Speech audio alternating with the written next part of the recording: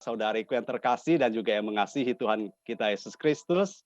Saya lihat juga di sini ada brother and sister, father and sister, dan suster. Selamat malam, Tuhan menyertai kita semoga malam ini. Dan kalau kita melihat tadi sudah dikatakan juga dalam doa pembukaan bahwa kita akan berbincang-bincang. Bapak Ibu, kalau namanya berbincang-bincang itu tidak ada batas waktu, bisa sampai pagi. Tapi malam ini saya akan membatasi diri 1 sampai 1,5 jam untuk berbincang-bincang. Nah, apa yang harus kita bincangkan? Kalau kita berbicara bincang-bincang, tentu akan sangat luas pengertiannya. Bisa kemana-mana, tapi kita sudah dikasih tema, ini nggak bisa lari lagi, ya. Nah, apalagi bincang-bincang kitab suci itu pasti asik. Nah, tema yang diberikan adalah 3 tokoh kitab suci yang sangat fenomenal. Saya pikir Bapak Ibu sudah tidak asing lagi dengan ketiga tokoh ini, yaitu Sadrak, Mesak, dan juga Abednego. Nah, mungkin juga ada sebagian yang merasa ini belum saya dengar nama ini. Nah, puji Tuhan, kita malam ini punya kesempatan bersama-sama untuk mengenal ketiga tokoh ini. Nah, tentu kita sebelum mengenal ketiga tokoh ini, kita ingin berkenalan supaya kita lebih mencintai, lebih mengenal mereka. Nah, baik juga kita mengenal ketiga pemuda yang hebat ini, ya, Sardak, Mesak, Abednego, kita juga akan melihat latar belakang mereka. Siapa sih 3 pemuda ini? Nah, pertama kita berkenalan dulu dengan nama mereka. Kalau kita sebut tadi namanya Sadrak, ya asli namanya itu adalah Hananya. Sadrak dalam tulisan Aram, ya bahasa Alkitab asli, ya bahasa Aram itu bahasa Yesus zaman itu, dan juga atau bahasa Ibrani ini tetanggaan ya, bahasa ini mirip-mirip. Nah, Sadrak itu tulisannya Sadrak. Bahasa Kasdimnya, arti dalam bahasa Kasdimnya itu lembut atau penulis seorang raja, seorang penulis seorang yang besar. Nah, Hananya bahasa Ibraninya itu menjadi Hanayah, bahasa Inggrisnya Hananiah. Nah, Hananiah ini kalau dalam eh, bahasa Ibrani itu adalah untuk yang maskulin atau laki-laki. Nah, artinya di sini pemberian atau rahmat atau belas kasih Yahweh. Nah, kita di Indonesia kan menjadi Tuhan menunjukkan rahmat atau Tuhan sang pemurah dalam kamus selengkapnya atau hadiah dari Tuhan. Nah, kenapa kita harus mengenal tokoh-tokoh ini mulai dari nama, Bapak Ibu sekalian? Karena nama bagi bangsa suku Israel itu sangat penting. Saya pikir tidak berbeda jauh juga dengan kita orang-orang Tionghoa, Jawa, Batak ya, dan lain-lain suku juga punya arti yang sangat mendalam memberikan nama kepada anaknya. Nah, kita mau berkenalan dulu dengan tokoh-tokoh kitab suci. Pendekatannya saya pikir karena ini akan bicara yang sangat luas, saya akan coba mempersempit. Maka saya pendekatannya coba kita kenal dengan nama-nama yang ada ini dulu, yang 3 orang ini. Nah, salah satu Hanaya atau Sadrak ini, nah sudah saya paparkan sini, Tuhan menunjukkan rahmat atau Tuhan sang pemurah. Yang kedua, kita mengenal namanya Misael atau Mesak. Mesak dalam bahasa Aram atau Ibrani, bacanya juga Mesak. Dalam bahasa Kasdim artinya yang menarik dengan kekuatan. Atau disebut juga tamu raja atau nama seorang dewa Babel. Nah, ini karena berbicara juga di tempat ini di Babel, ya. Misael sendiri dalam bahasa Ibrani itu dari kata Misael, artinya dalam bahasa Inggrisnya Michelle, yang seperti ada nada-nada L. L itu kalau kita tahu itu kalau dalam bahasa Ibrani itu berarti Allah, Elohim, Allah. Nah, di sini kalau diterjemahkan ke dalam bahasa Indonesia menjadi siapakah gerangan seperti Allah. Nah, nama Mesak ini adalah nama seorang Yahudi. Dia juga maskulin, yaitu laki-laki. Nah, tapi juga ada yang mengartikan kata Mesak ini adalah dewa, dewa bulan. Nah, mereka pada pengaruh kebudayaan Yunani, mereka percaya banyak sekali dewa dan dewi. Nah, di sini mereka percaya bahwa Mesak itu juga artinya adalah seorang dewa. Tapi sini adalah dewa bulan. Dulu banyak dewa ya, ada dewa matahari dan lain sebagainya. Baik, saya tidak membahas ini. Kita mau fokus kepada nama ketiga tokoh ini, yaitu Mesak. Artinya siapakah gerangan seperti Allah, ya. Nah, kita lihat yang ketiga, Azaria atau Abednego. Abednego dalam bahasa Arab Ibrani itu Abednego. Abednego dalam bahasa Akasdim artinya hamba terang, bersinar, ya, hamba terang yang bersinar, atau hamba dewa nego atau nebo. Nah, di sini ada berbau sedikit tentang nanti kita berbicara tentang patung yang didirikan oleh Raja Nebukadnezar, Nebukadnezar nanti ya. Nah, Azaria bahasa Ibraninya dari kata Azariah. Bahasa Inggrisnya Azariah yang ditolong artinya yang ditolong oleh Yahweh atau singkatnya Tuhan menolong. Nah, Azaria juga biasa digunakan juga oleh Kristen, orang Kristiani menggunakan nama Azaria, artinya Tuhan yang menolong. Nah, kalau kita mengenal dari tiga tokoh ini, dari nama mereka dapat kita menyimpulkan bahwa ketiga tokoh Abednego, Sardak, dan Mesak ini semua kehidupannya ini berpusat kepada Allah itu sendiri. Ya, artinya mereka dekat dengan Allah. Dan mereka tentunya kalau dekat dengan Allah, kehidupan mereka tentu juga minta pertolongan senantiasa kepada Allah. Dan pastilah Allah atau Yahweh yang akan bersama-sama mereka. Nah, jadi mereka tidak jauh-jauh hidup ya untuk mengenal ketiga tokoh ini. Kita juga mengenal bahwa mereka ini dekat ya, artinya mereka ini selalu bersekutu dengan Allah ya, Tuhan Allah atau Yahweh. Nah, dari ketiga nama ini kita sudah ambil kesimpulan bahwa tokoh ini fokusnya, orangnya, ya mereka tiga pemuda ini yang hebat ini, mereka selalu mengandalkan Allah. Nah, kita nanti akan melihat ya. Nah, di balik itu apa sih yang dapat dipelajari dari ketiga tokoh ini? Kalau di masa kita kecil atau mungkin anak-anak kita atau zaman kita dulu, kita juga pasti sering mendengar ketiga nama ini, ya. Ketika di Bina Iman juga sering diceritakan ketiga nama ini, ya. Jadi sudah tidak asing lagi dan bahkan ada lagunya. Saya terinspirasi membawa tokoh ini karena waktu itu ya anak saya yang kedua dan ketiga waktu masih kecil, dulu kita sering beli pita kaset. Nah, itu ada lagu ya, lagu rohani dalam bahasa Inggris ya. Itu ada lagunya yang menyanyikan tiga tokoh ini ya. Sangat bagus. Saya lupa lagunya. Kemarin saya tanya anak saya, "Kamu masih ingat gak lagunya?" Ya, ingat-ingat lupa, sering dinyanyikan. Nah, ini yang menjadi inspirasi saya untuk menyampaikan tokoh ini menarik gitu loh ya, karena anak-anak juga suka.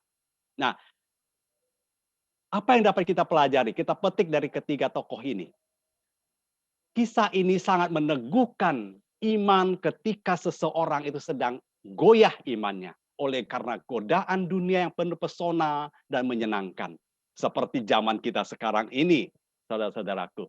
Ya, karena tuntutan zaman juga yang membuat kehidupan kita mendesak membuat seseorang itu harus memilih apakah dia harus tetap berjalan lurus di dalam iman kepada Allah atau sebaliknya. Walaupun nyawa sebagai taruhannya, ini tantangan sebagai orang Kristiani juga, sebagai orang yang percaya yang mengandalkan Allah. Apakah kita juga bisa seperti ketiga tokoh ini? Dalam kisah ini sangat menarik ya dan sangat dibungkus begitu indah. Bab 1 sampai dengan bab 3 menceritakan ketiga tokoh ini secara luar biasa. Nah, untuk itu kita coba sedikit mencerna, mendengarkan atau kita membaca kembali apa isi dari kisah Sardak, Mesak, Abednego ini, ya. Dan di sini diceritakan secara dramatis tentunya, ya, luar biasa, ya. Namun saya tidak meminta untuk membaca semuanya. Saya malam ini hanya membacakan saja, ya, bab 3 ayat 1 sampai dengan 30. Nah, di sini kita mulai berbicara untuk ketiga tokoh ini. Nah, untuk itu saya minta sebelum saya lanjutkan, mungkin Bro Bambang bisa membantu untuk membacakan untuk bab 3-nya. Saya persilahkan. Baik Pak Doni, mungkin saya Terima akan kasih. bantu bacakan. Untuk slideshow-nya boleh ditampilkan untuk ini ya. Iya. Oke. Oke. Kitab Daniel 3. Perapian yang menyala-nyala. Raja Nebukadnezar membuat sebuah patung emas yang tingginya 60 hasta dan lebarnya 6 hasta yang didirikannya di dataran Dura di wilayah Babel.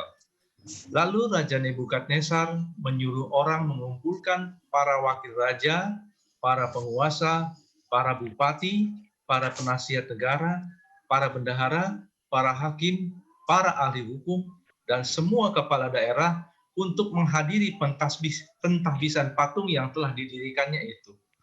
Lalu berkumpullah para wakil raja, para penguasa, para bupati, para penasihat negara, para bendahara, para hakim, para ahli hukum, dan semua kepala daerah untuk menghadiri pentahbisan patung yang telah didirikan Raja Nebukadnezar itu.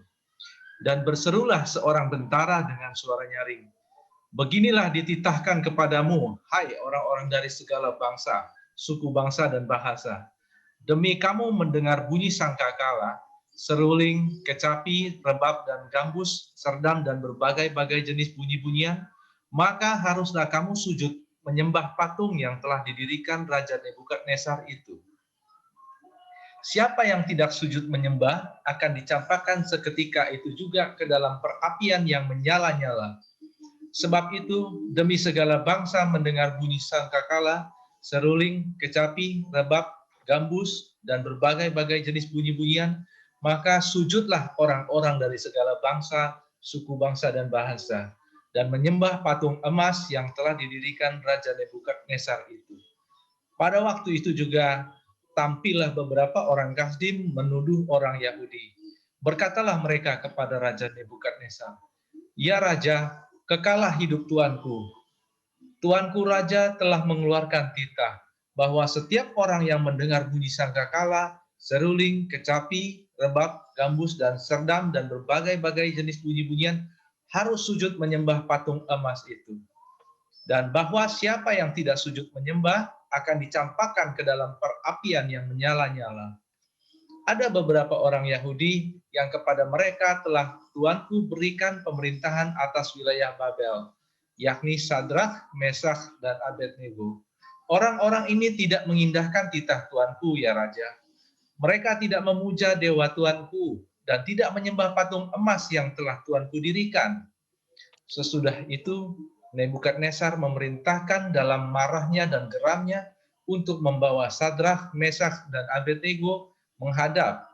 Setelah orang-orang itu dibawa menghadap raja, berkatalah Nebukadnezar kepada mereka, "Apakah benar, hai Sadrak, Mesak, dan Abednego, bahwa kamu tidak memuja dewaku dan tidak menyembah patung emas yang kudirikan itu? Sekarang jika kamu bersedia, demi kamu mendengar bunyi sangkakala, seruling, kecapi, rebab, gambus, serdam, dan berbagai-bagai jenis bunyi-bunyian, sujudlah menyembah patung yang kubuat itu. Tetapi jika kamu tidak menyembah, kamu akan dicampakkan seketika itu juga ke dalam perapian yang menyala-nyala. Dan dewa manakah yang dapat melepaskan kamu dari dalam tanganku?" Lalu Sadrak, Mesak, dan Abednego menjawab Raja Nebukadnezar, "Tidak ada gunanya kami memberi jawab kepada Tuanku dalam hal ini. Jika Allah kami yang kami puja sanggup melepaskan kami, maka ia akan melepaskan kami dari perapian yang menyala-nyala itu, dan dari dalam tanganmu, ya Raja. Tetapi seandainya tidak, hendaklah Tuanku mengetahui, ya Raja, bahwa kami tidak akan memuja dewa Tuanku dan tidak akan menyembah patung emas yang Tuanku dirikan itu. Maka meluaplah kegeraman Nebukadnezar. Air mukanya berubah terhadap Sadrak, Mesak, dan Abednego. Lalu diperintahkannya supaya perapian itu dibuat 7 kali lebih panas dari yang biasa. Kepada beberapa orang yang sangat kuat dari tentaranya, dititahkannya untuk mengikat Sadrak, Mesak, dan Abednego dan mencampakkan mereka ke dalam perapian yang menyala-nyala itu. Lalu diikatlah ketiga orang itu dengan jubah, celana, topi, dan pakaian-pakaian mereka yang lain, dan dicampakkan ke dalam perapian yang menyala-nyala. Karena titah raja itu keras, dipanaskanlah perapian itu dengan luar biasa, sehingga nyala api itu membakar mati orang-orang yang mengangkat Sadrak, Mesak, dan Abednego itu ke atas. Tetapi ketiga orang itu, yakni Sadrak, Mesak, dan Abednego, jatuh ke dalam perapian yang menyala-nyala itu dengan terikat. Kemudian terkejutlah Raja Nebukadnezar, lalu bangun dengan segera. Berkatalah ialah kepada para menterinya, bukankah 3 orang yang telah kita campakkan dengan terikat ke dalam api itu? Jawab mereka kepada Raja, benar ya Raja, katanya, tetapi ada 4 orang kulihat berjalan-jalan dengan bebas di tengah-tengah api itu. Mereka tidak terluka, dan yang keempat itu rupanya seperti anak dewa. Lalu Nebukadnezar mendekati pintu perapian yang menyala-nyala itu, berkatalah ia, Sadrak, Mesak, Abednego, hamba-hamba Allah yang maha tinggi, keluarlah dan datanglah kemari. Lalu keluarlah Sadrak, Mesak, dan Abednego dari api itu. Dan para wakil raja, para penguasa, para bupati, dan para menteri raja datang berkumpul. Mereka melihat bahwa tubuh orang-orang ini tidak mempan oleh api itu, bahwa rambut di kepala mereka tidak hangus, jubah mereka tidak berubah apa-apa, bahkan bau kebakaran pun tidak ada pada mereka. Berkatalah Nebukadnezar, terpujilah Allahnya Sadrak, Mesak, dan Abednego. Ia telah mengutus malaikatnya dan melepaskan hamba-hambanya yang telah menaruh percaya kepadanya dan melanggar titah raja, dan yang menyerahkan tubuh mereka karena mereka tidak mau memuja dan menyembah Allah manapun kecuali Allah mereka. Sebab itu aku mengeluarkan perintah bahwa setiap orang dari bangsa, suku bangsa, atau bahasa manapun dia yang mengucapkan penghinaan terhadap Allahnya Sadrak, Mesak, dan Abednego akan dipenggal-penggal dan rumahnya akan dirubuhkan menjadi timbunan puing. Karena tidak ada Allah lain yang dapat melepaskan secara demikian itu. Lalu Raja memberikan kedudukan tinggi kepada Sadrak, Mesak, dan Abednego di wilayah Babel. Demikianlah. Terima kasih, Bro Bambang. Ya, terima kasih. Cukup panjang memang bab 3 ini, tapi Bapak Ibu, setelah kitab Daniel sampai dengan bab 1, bab 2, dan bab 3 ini kita bacakan tentang ketiga tokoh ini, Sadrak, Mesak, dan Abednego. Nah, bab 4 sudah tidak ada disebutkan lagi ketiga nama ini. Nah, maka saya akan membahasnya ini saja sedikit di bab 3 ini. Nah, dalam kitab Daniel, kita juga ingin melihat sedikit, kita coba mengintip ya, apa isi dari kitab Daniel ini. Ya, kitab Daniel ini hanya terdiri total tidak banyak, hanya 12 bab.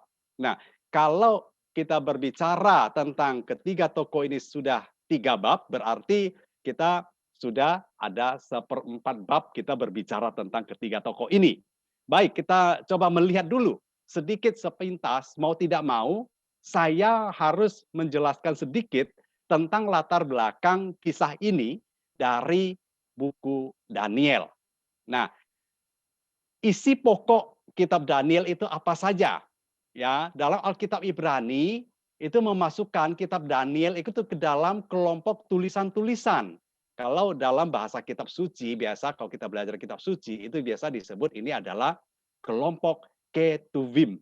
Ya, sedangkan Alkitab Yunani, Septuaginta, dari abad 2 sampai dengan 3 sebelum Masehi, menggolongkan tulisan-tulisan kitab-kitab Daniel ini ke dalam kitab para nabi-nabi. Nah, disebut Neviim.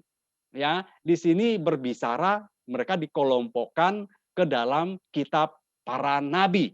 Nah, kita tahu dalam kitab suci ada 4 nabi besar. Ya, nah salah satunya adalah kitab Daniel, termasuk kelompok 4 besar nabi ini. Nah, baik, saya lanjutkan. Kitab Daniel kalau dilihat, ya, kalau kita baca secara keseluruhan, khususnya dari bab 4 dan seterusnya, khususnya bab 5, 6, 7, nah ini berbicara tentang satu nubuatan, satu penglihatan, ya. Maka kitab Daniel juga disebut kitab nubuat. Nah, sekaligus apokaliptik. Apa itu apokaliptik? Yaitu menggunakan tanda-tanda, simbol-simbol untuk menyingkap, mewahyukan kehendak dan kuasa Allah. Nah, kalau dulu selalu ceritanya adalah berbentuk simbol-simbol, mimpi-mimpi. Nah, ini kalau kita membaca kitab Daniel banyak sekali ya, di sana diceritakan tentang mimpi-mimpi dan ditafsirkan di dalam kehidupan konkret, kehidupan nyata. Nah, ini menarik. Maka yang dimasuk dalam kitab-kitab apokaliptik di sini adalah Daniel, dan kalau kita baca yang terakhir nanti di kitab Wahyu, itu juga masuk ke dalam kelompok kitab apokaliptik. Nah, baik, saya hanya berbicara tentang Daniel, yang lain saya cuma tambahkan saja ya Bapak Ibu sebagai informasi. Nah, 6 pasal pertama ini berbicara tentang Daniel dan teman-temannya dari kerajaan Yehuda ini, yaitu Sardak, Mesak, dan Abednego. Ya, tapi kalau saya lihat hanya sampai di bab 3, ketiga tokoh ini dibicarakan. Nah, apa saja latar belakang terjadinya cerita ini? Ada terjadi dalam satu pembuangan di Babel. Ya, nah kalau kita saya tulis merah di sini pembuangan, nanti saya akan menjelaskan secara khusus apa itu pembuangan. Ya, terjadi pembuangan di Babel, zaman kekuasaan Raja Nebukadnezar. Nah, ini terjadi antara tahun 605 sampai dengan 556 sebelum Masehi. Ini artinya bahwa ini adalah cerita sejarah. Ya, sejarah suku bangsa Israel atau Yehuda. Nah, di masa ini yang berkuasa ini adalah Raja Nebukadnezar, seorang raja yang cukup besar saat itu, dan dia berkuasa dengan sangat sombong. Ya, dia berusaha memakai agama untuk memperteguh provinsi yang ditaklukkannya, dan juga menuntut semua negara taklukannya untuk menyembah patung dirinya sebagai sarana meningkatkan kesetiaan kepada dirinya. Nah, supaya kedudukannya kokoh. Nah, kita bisa belajar di sini salah satu kehidupan cerita ini adalah bahwa banyak sekali di antara kita juga ingin kalau sudah menduduki satu jabatan ingin disembah, ingin dipuja. Hati-hati. Nanti kita bisa seperti juga dengan Nebukadnezar, ya. Nah, maka di sini kita melihat ya mereka dibawa ke Babel ya karena titah Nebukadnezar, karena dia sebagai raja, dia memberikan titah, ya. Orang-orang Yehuda ini diangkut ke Babel, ya. Dan perintahnya kepada kepala istananya namanya Aspenas. Nah, kita bisa baca di Daniel 1 ayat 3 sampai 5. Nah, singkat cerita, atas permintaan Daniel, ya, raja menyerahkan wilayah Babel kepada Sardak, Mesak, dan juga Abednego. Nah, bagaimana proses mereka kok bisa dikasih wilayah kekuasaan untuk mereka? Nah, nanti kita akan membahasnya. Ya, ini hanya pembukaannya dulu. Kita lihat selanjutnya. Di sini kita melihat mereka karena mereka berilmu, mereka berhikmat, ya, berhikmat, bergaya Babel, tapi nanti apakah mereka itu berhikmat bergaya Babel seperti yang dikatakan di awal ini? Tunggu dulu, ya, setelah selesai ini nanti. Nah, saya sedikit berbicara dulu tentang pembuangan tadi. Apa arti pembuangan? Pembuangan kita melihat di sini adalah penawanan ya sejumlah orang-orang Yehuda yang mereka yang ditawan ini mereka dibawa ke Babel ya. Nah, ketika itu Nebukadnezar menyerbu negara Yehuda di bawah kekuasaan waktu itu ada Yehoiakim dan juga Yoyakin ya. Mereka berperang saat itu memerangi Raja Yoyakin dan mereka mengalahkan mereka, dan Raja Nebukadnezar menawan orang-orang pintar di sana, orang-orang yang berbakat, ya. Ya, mereka-mereka yang istilahnya orang yang berpengaruh, pemuka agama dan lain sebagainya. Nah, kita bisa melihat di sini kisah ini di dua raja-raja ayat 24 dan seterusnya. Ya, nah ini kita melihat juga di dalam kitab Daniel ini akan membahas banyak sekali ya kisah-kisah suku bangsa Yahudi dalam pembuangan ini dalam bentuk sejarah yang real, yang terjadi sungguh-sungguh pada zaman itu.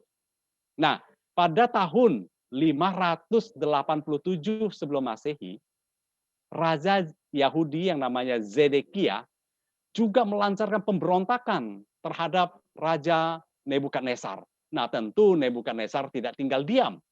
Dia balas untuk menyerang kerajaan Yehuda yang dipimpin oleh Zedekia ini. Dan di sini terjadilah ya bahwa Yerusalem itu porak-poranda, bahkan tembok-temboknya pun dirobohkan. Ya, nah di sini parah sekali. Ya, kalau kita baca sejarah ini, bukan hanya ditaklukkan dan orang-orang itu ditawan semua dibawa ke Babel dan orang-orang ahli-ahlinya juga dibawa diangkut semua, tetapi pekakas-pekakasnya, alat-alat untuk penyembahan di bait Allah semuanya itu diangkut. Ya, bayangkan bahwa ini adalah benda suci yang diangkut ke Babel, ya digunakan oleh raja untuk makan minum menggunakan cawan piring untuk persembahan kepada Allah itu. Dan ini sangat menyakitkan bangsa Yehuda atau bangsa Yahudi. Nah, selanjutnya kita melihat ya Yehuda menjadi sebuah provinsi di Babel, di bawah pemimpin Babel, Raja Babel, ya, dan gubernurnya pun diangkat oleh Raja Nebukadnezar. Jadi boleh dikatakan bahwa Yehuda sudah tidak ada lagi raja, sudah tidak ada lagi bekas-bekas kerajaan dulu yang jaya di zaman pemerintahan Daud dan anaknya Salomo itu sudah hilang, sudah hancur, ya. Nah, di sini tidak ada lagi keturunan Daud yang menduduki tahta Israel. Nah, ini juga punya arti tersendiri dalam sejarah ini. Bapak Ibu sekalian, kita lihat nanti yang bertahta kan sudah dikatakan bahwa keturunan Daud lah yang akan bertahta kan begitu kan dalam perjanjian baru, perjanjian lama juga mengatakan itu dan perjanjian kita perjanjian baru kita melihat yang menduduki tahta Daud itu adalah Yesus Kristus. Nah, tapi di sini kita lihat bahwa keturunan Daud ya sudah tidak lagi menduduki tahta Israel. Mereka sudah hilang, sudah hancur, ya. Nah, dalam catatan sejarah jumlah orang dibuang pada tahun 582 sebelum Masehi pada zaman itu dalam kitab Yeremia 53 dikatakan 4.600 jiwa. Ini cukup banyak Bapak Ibu. Ya, tidak semua orang diangkut ya. Dalam catatan tidak semua orang diangkut. Yang diangkut adalah orang-orang yang hebat, orang-orang yang punya keterampilan, orang-orang yang punya pendidikan yang diangkut ke Babel. Ya, Raja Nebukadnezar ini pintar karena memanfaatkan keahlian mereka untuk membangun ya kerajaannya.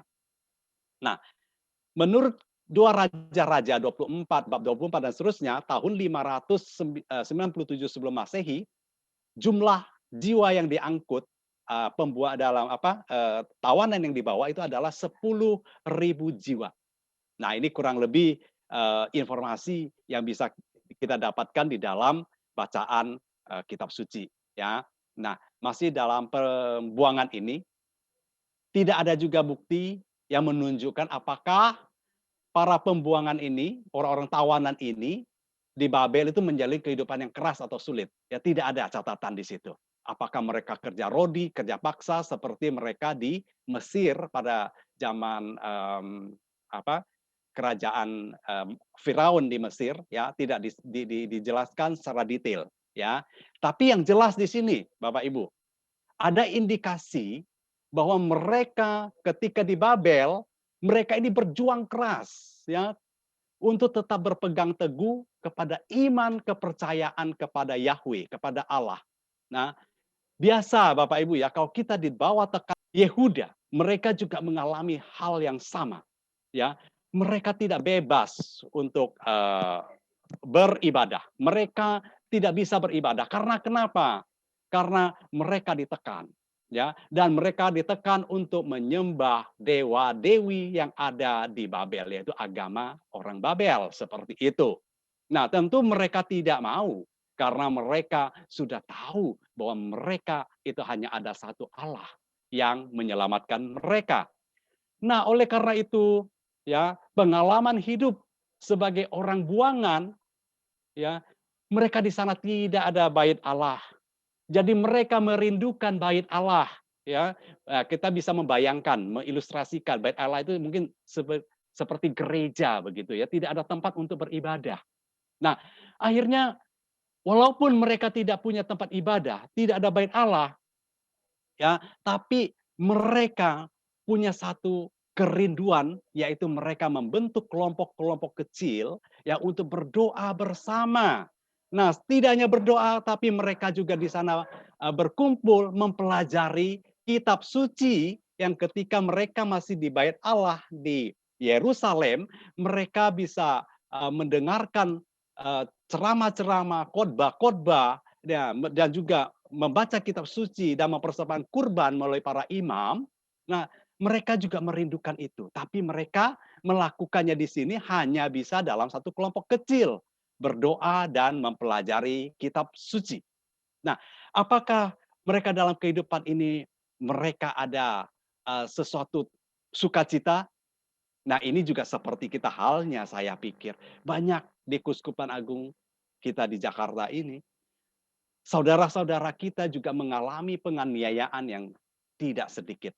Ketika mereka mau doa rosario bersama, ya di lingkungan, mau melakukan PA, pertemuan kitab suci, pendalaman iman, mereka didatangi untuk melarang mereka untuk beribadah. Ya, puji syukur kepada Allah.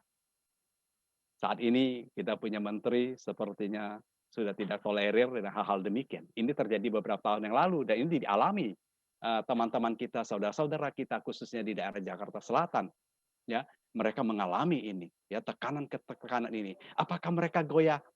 Tidak. Mereka justru bisa bersaksi lebih hebat lagi. Nah, kita lihat dalam maksud penulisan ini. Dalam maksud penulisan kitab suci, saya tambahkan sedikit di sini, pengalaman hidup mereka di pembuangan. Mereka kumpul bersama, berdoa, mempelajari kitab suci, Bapak Ibu.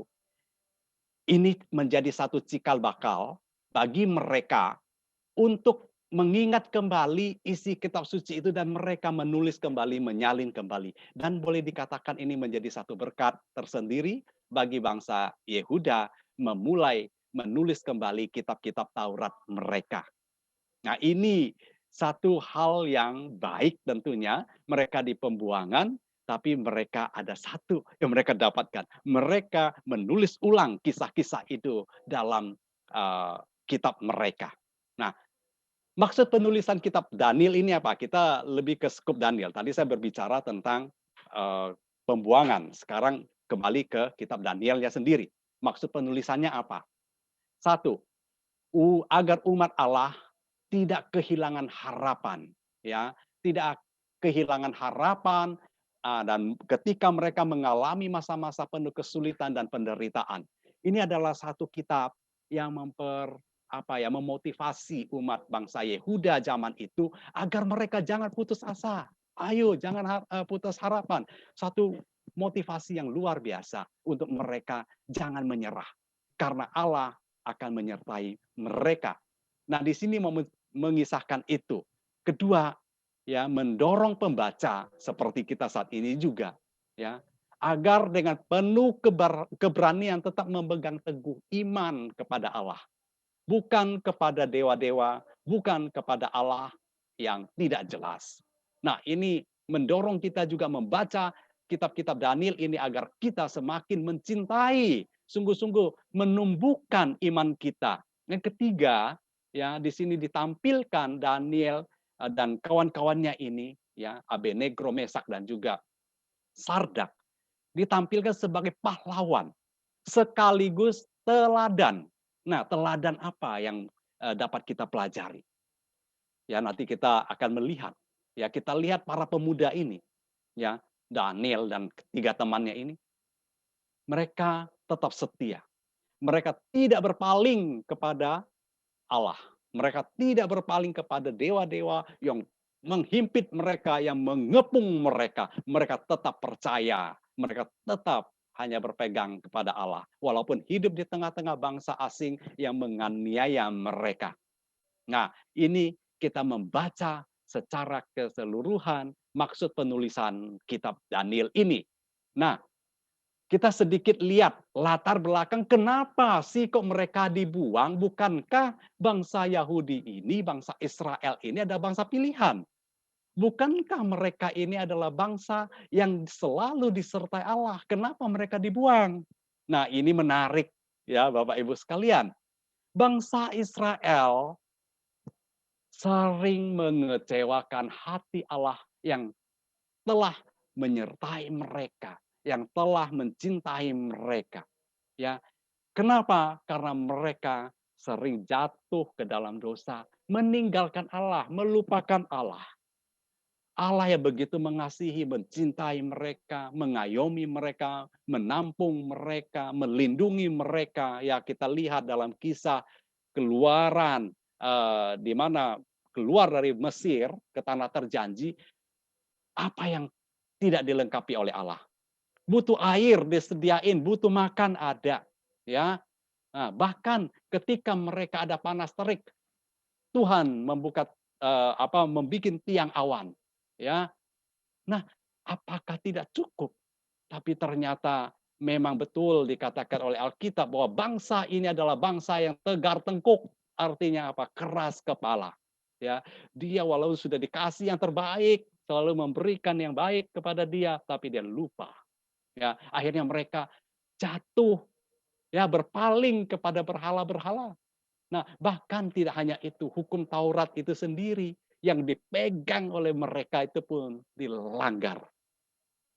Ini yang menyebabkan bangsa Israel ini kenapa dia dibuang, karena dia telah mengecewakan hati Allah. Loh, kok Allah bukannya Maha Kasih? Allah bukannya Maha Penyayang? Kenapa mereka dibuang? Nah, ini pertanyaan selanjutnya begitu. Bapak Ibu sekalian, Allah tidak pernah membuang mereka lalu meninggalkan mereka, tidak. Allah tetap Allah yang Maha Rahim, Maha Kasih. Namanya Maha, yang tidak bisa kita bayangkan, kita pikirkan, kita imajinasikan secara manusiawi. Nah, Allah tetap peduli kepada mereka.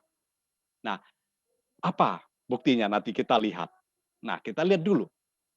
Allah membuang mereka ke Babel itu juga punya maksud. Allah membiarkan mereka diangkut ke Babel juga Allah punya tujuan. Ingin melihat apakah mereka masih ingat akan kebaikan-kebaikan Allah yang Allah berikan kepada mereka.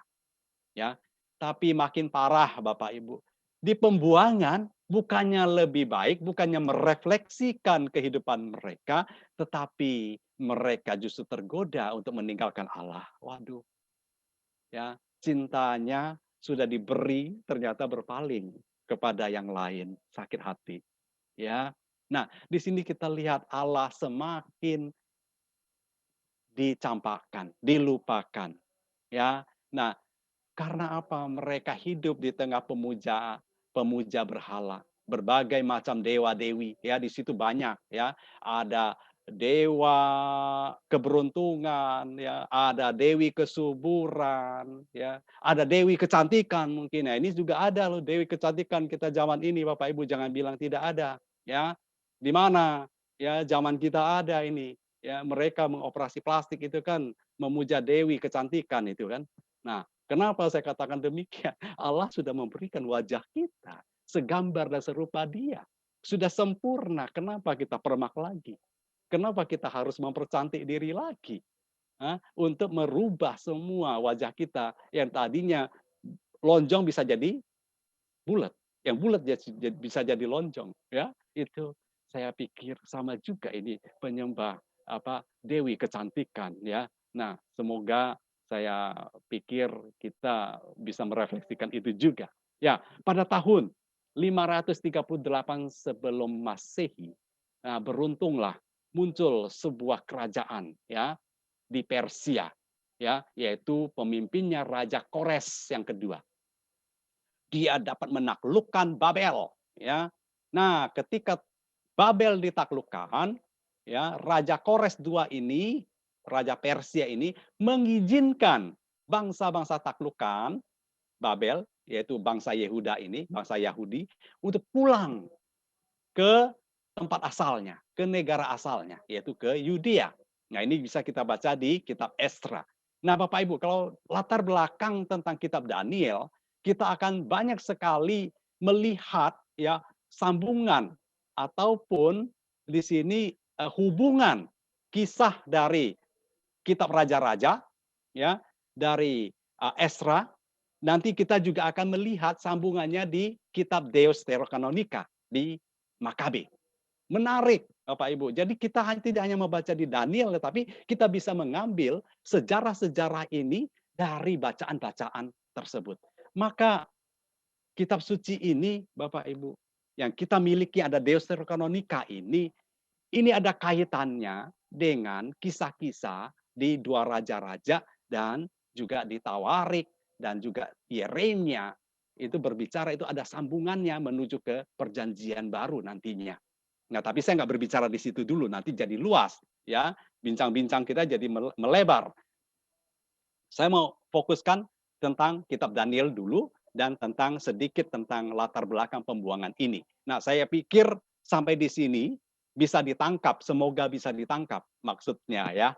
Nah, saya lanjutkan dulu untuk latar belakang pembuangan ini. Raja Nebukadnezar ya, ketika itu sudah sudah selesai diganti dengan Kores. Nah, pada tahun 175 sampai dengan 164 sebelum Masehi, Palestina jatuh ya dalam kekuasaan Antiochus yang keempat. Ya, pada masa ini orang Yahudi mengalami penganiayaan yang sangat hebat, yang sangat luar biasa. Antiochus membakar kitab-kitab suci Yahudi, melarang mereka beribadah di Bait Allah, memaksa mereka makan makanan haram. Wow, 3 hal ini saja sudah cukuplah ya untuk menderita. Kitab suci dibakar, melarang mereka beribadah di Bait Allah, suruh makan lagi makanan yang haram. Coba bayangkan.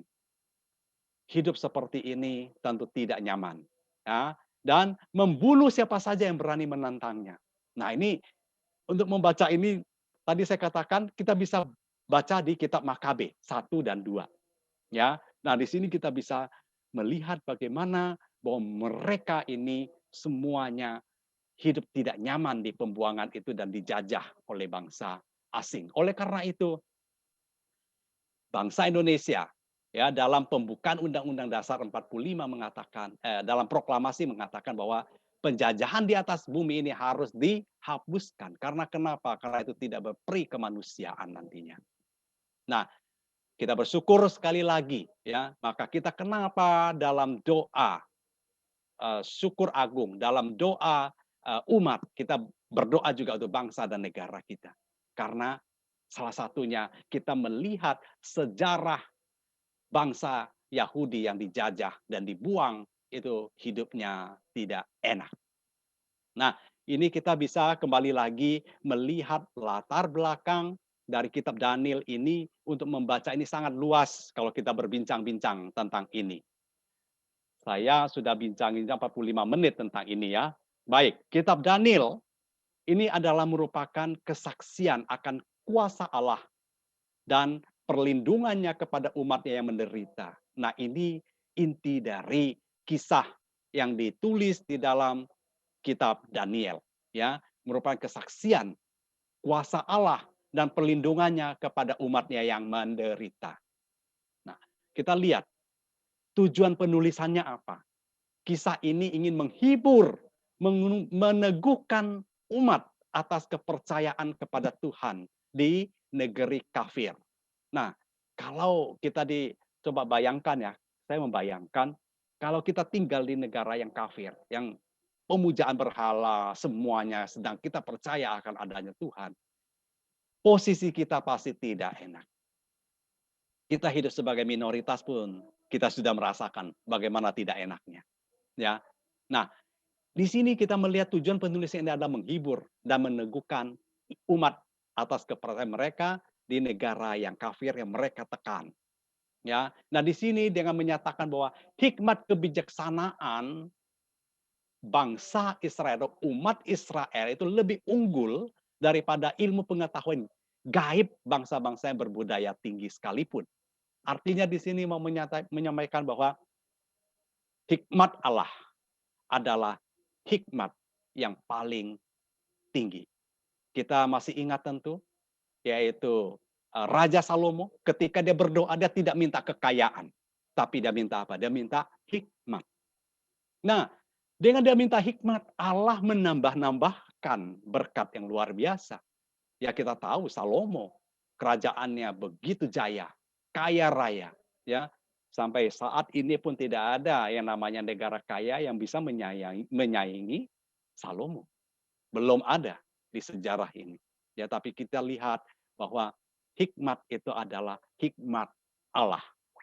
Nah, kisah Daniel bab 3 ya khususnya ayat 1 sampai 6 di sini kita sudah membaca tadi bahwa Raja Nebukadnezar membangun sebuah patung raksasa dari emas loh, dari emas. Yang tingginya 60 hasta, lebarnya 6 hasta. Ini jelas ada ukuran-ukurannya. Kalau satu hasta kurang lebih 45 cm, berarti di sini patung yang didirikan itu adalah 27 meter tingginya, lebarnya itu 2,7 meter. Besar sekali tentu bisa kita bayangkan. Ya. Dan tidak hanya itu, Nebukadnezar memerintahkan semua pejabat, artinya semua negara taklukannya, para pejabat-pejabat yang kerja di kerajaan itu harus sembah sujud, menyembah patung yang diresmikan itu. Nah, ini menarik ya. Nah, di luar kitab suci, saya sedikit membaca di luar kitab suci ya. Ini hanya tambahan saja ya. Sumber ini dikatakan bahwa di abad 1-5 sebelum Masehi ada laporan patung emas yang dibuat yang diceritakan di sini ya oleh Raja Nebukadnezar itu adalah patung emas Zeus di Babel ya, disebut namanya Bel. Bel itu dewa Babel ya. Ini hanya informasi saja ya, hanya informasi. Baik, saya lanjutkan. Kita melihat bahwa Sardak, Mesak dan juga Abednego. Mereka ini adalah orang asing, orang Yehuda yang dibawa ke Babel. Artinya dia hidup sebagai orang asing di Babel. Ya, tetapi mereka menduduki posisi penting dalam sebuah pemerintahan ya, di bawah pemerintahan Raja Nebukadnezar. Tentu di sini tidak akan menyenangkan orang-orang lokal, orang-orang pribumi. Ya, mereka harus di tiga pemuda ini harus menghadapi tekanan. Ya, harus menghadapi kecemburuan sosial, menghadapi iri hati, dengki. Ya, nah ini yang mereka alami ya dari mereka yang lebih merasa dirinya berhak karena saya orang pribumi, saya orang asli di sini. Kenapa saya tidak punya kedudukan? Kenapa harus orang asing? Nah, ini yang menyebabkan yang dialami oleh Mesak, Abednego dan juga Sardak ini tidak nyaman.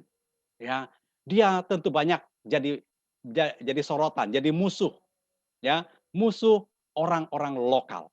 Ya, kita tahu, kita juga ngalamin ya di kota kita. Ya, tidak mudah seorang yang beda dengan mereka itu mereka juga tidak suka kalau bukan orang dia yang duduki. Akhirnya mereka hanya memilih orang-orang yang istilahnya satu jalan, yang seiman. Nah, ini kita lihat ya, mulai ada pengaduan, mulai ada di sini ada hasutan kepada raja. Siapa yang menghasut di sini? Dikatakan adalah orang Kasdim, orang lokal, ya, datang kepada raja, ya. Nah, di sini mulai ada yang sirik. Nah, lawan Bapak Ibu, musuh, kadang-kadang kita tidak tahu musuh itu datang dari mana. Di depan bisa baik, tapi belakang dia menusuk, kita tidak tahu. Itu yang bahaya. Ya, lawan selalu mengintai, mencari celah, merebut simpati penguasa agar dapat memperoleh jabatan yang diinginkan. Ini dalam pemerintahan, dalam perdagangan, bahkan dalam pelayanan di gereja, Bapak Ibu. Ini terjadi, ya. Jangan melihat mereka yang di gereja itu wajahnya kudus, tapi hatinya kudis, Bapak Ibu. Ya, ini terjadi. Banyak. Orang demikian tidak segan-segan melakukan tindakan brutal dengan memfitnah, menyebarkan hoax, tidak melihat latar belakang cerita itu benar atau tidak, hanya mendengar karena orang ini dia cerita percaya. Apalagi orang ini orang yang dianggap penting di dalam satu status sosial, dalam sosial politik atau di dalam eh, eh, eh, apa dalam pengurusan, ada dalam jabatan, dia pasti dipercaya. Ya, nah ini kita lihat orang-orang menyebar hoax ini tidak segan-segan juga untuk mencelakakan rekannya. Bapak Ibu sekalian, di sini juga mau mengajarkan ya, orang yang mencelakakan kita itu bukan orang luar, bukan orang jauh, tapi orang-orang dekat kita.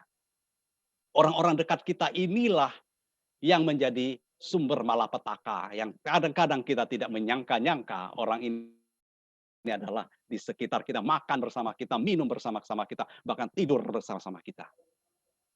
Ya, dan ini kita tidak tahu yang namanya musuh dalam selimut.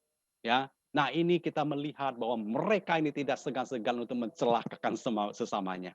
Ya, demi tercapainya tujuan mereka, ambisi mereka, nafsu mereka. Nah, waktu itu juga tampillah beberapa orang casting menuduh orang Yahudi ini. Nah, inilah orang-orang yang mulai sirik, mulai cerita, ya, mulai memanas-manasi penguasa agar juga orang yang dia tidak sukai juga dihabisi. Ini terjadi 2-3 ribu tahun yang lalu, Bapak Ibu, dalam kisah kitab suci ini ada real. Nah, dalam kehidupan kita ini masih juga ada ya kayak demikian, masih dihidupi. Artinya apa? Kita masih hidup di zaman dahulu. Tidak ada bedanya. Nah, ini coba kita renungkan. Kalau kita bilang kita sebagai pengikut Kristus, kita mau hidup baru, kita mau menjadi orang yang manusia yang baru. Apakah kita sudah berpikiran baru, sungguh-sungguh hati kita baru? Ini tantangan Anda dan juga saya. Saya juga merenungkan ini, Bapak Ibu. Saya bukan orang sempurna. Ya, saya juga menyadari bahwa saya ini manusia berdosa yang selalu bersalah. Tapi saya ingat bahwa saya lebih baik saya tidak mencelakakan orang. Biar orang mencelakakan saya tidak apa-apa, tapi saya jangan. Nah, dalam hal ini tentu tidak gampang. Bagaimana saya harus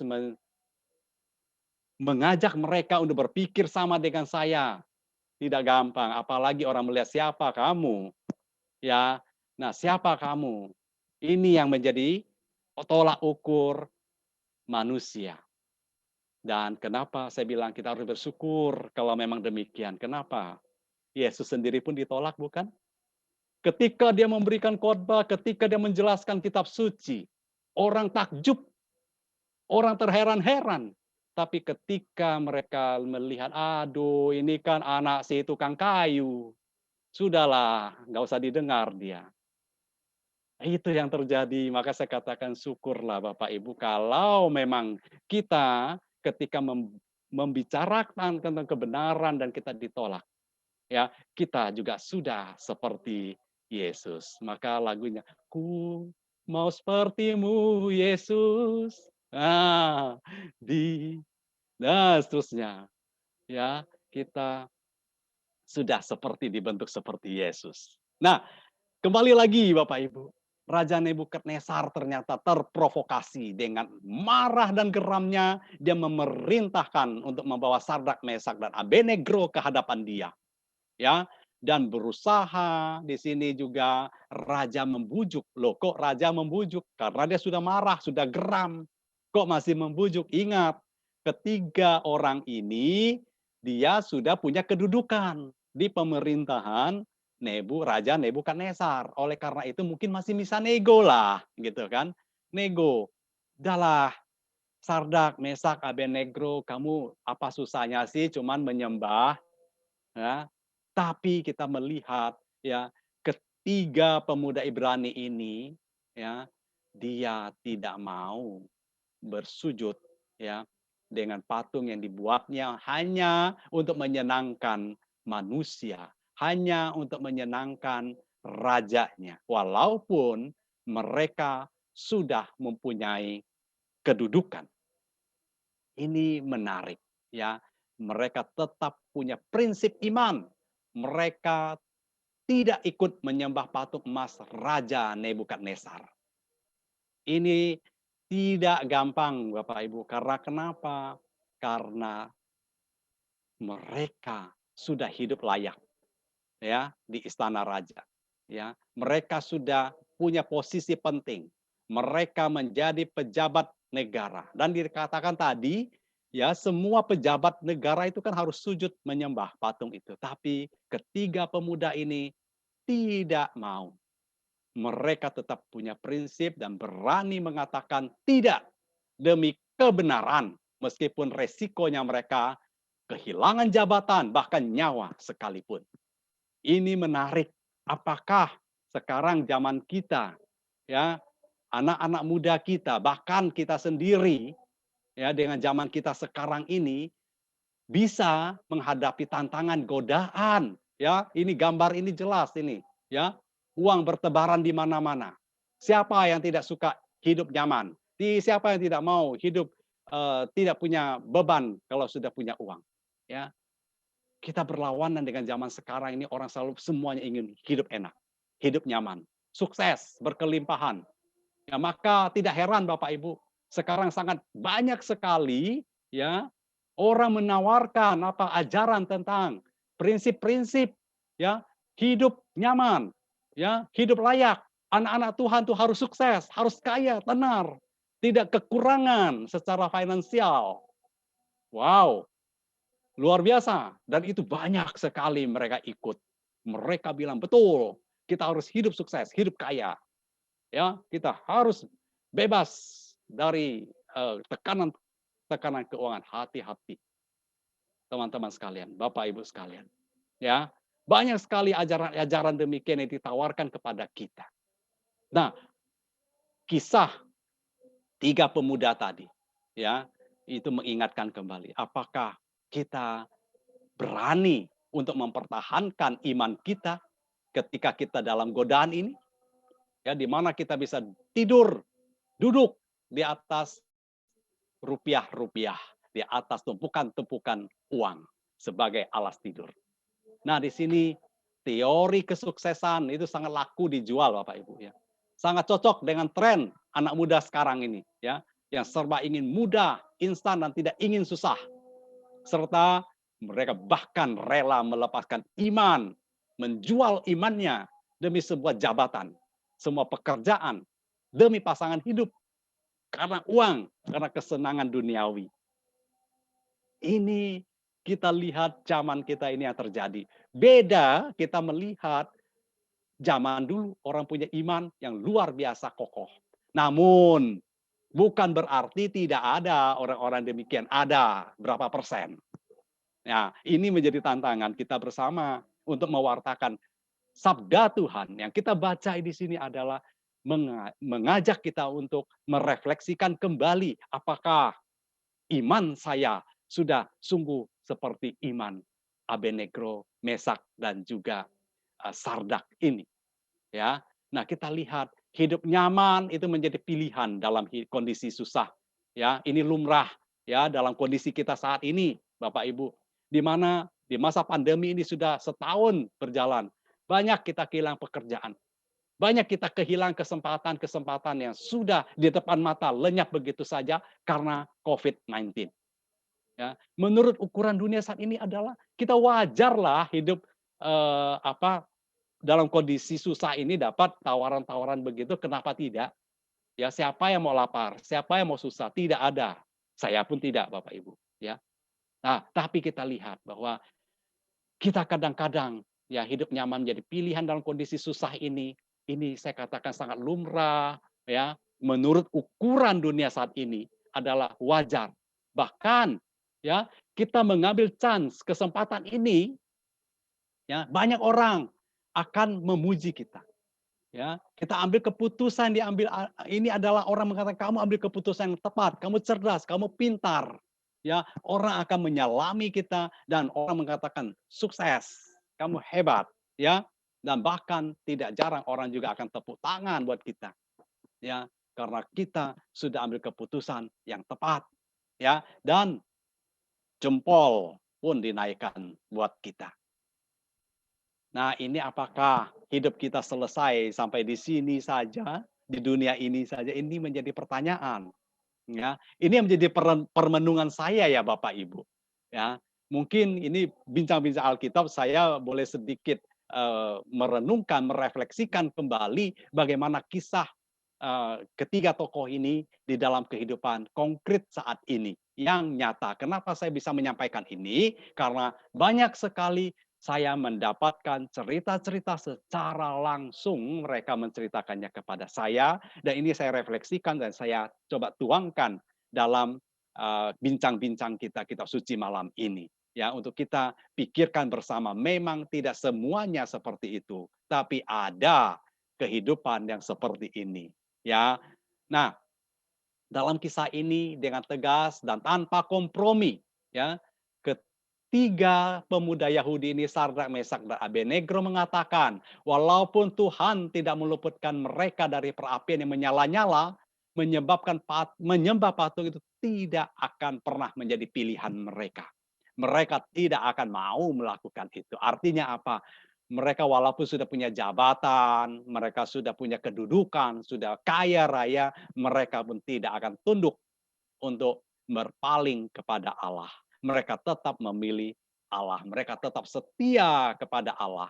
Nah, ini yang kita teladani. Tadi saya mengatakan kita belajar teladan dari ketiga tokoh ini adalah ini, Bapak Ibu. Mereka tidak takut untuk mengatakan tidak. Mereka berani tegas, no. Ini luar biasa. Daniel 3:17 sedikit saya mau menjelaskan ayat ini dikatakan Allah sanggup melepaskan kami. Artinya pertolongan Allah kepada umatnya itu tidak pernah berhenti. Ya, terus menerus sampai saat ini. Dan ayat ketiga 19 dikatakan 7 kali lebih panas. Kan tadi kan si Raja Nebukadnezar marah, ya, dia terpancing emosi, ya, maka dia marah sekali, dia geram sekali, bahkan tidak main-main. Ya, tungku besar yang dibuat dari batu ini, ya, itu panasnya sudah luar biasa. Ya, dia mengacu angka 7, itu artinya melambangkan kesempurnaan. Artinya apa?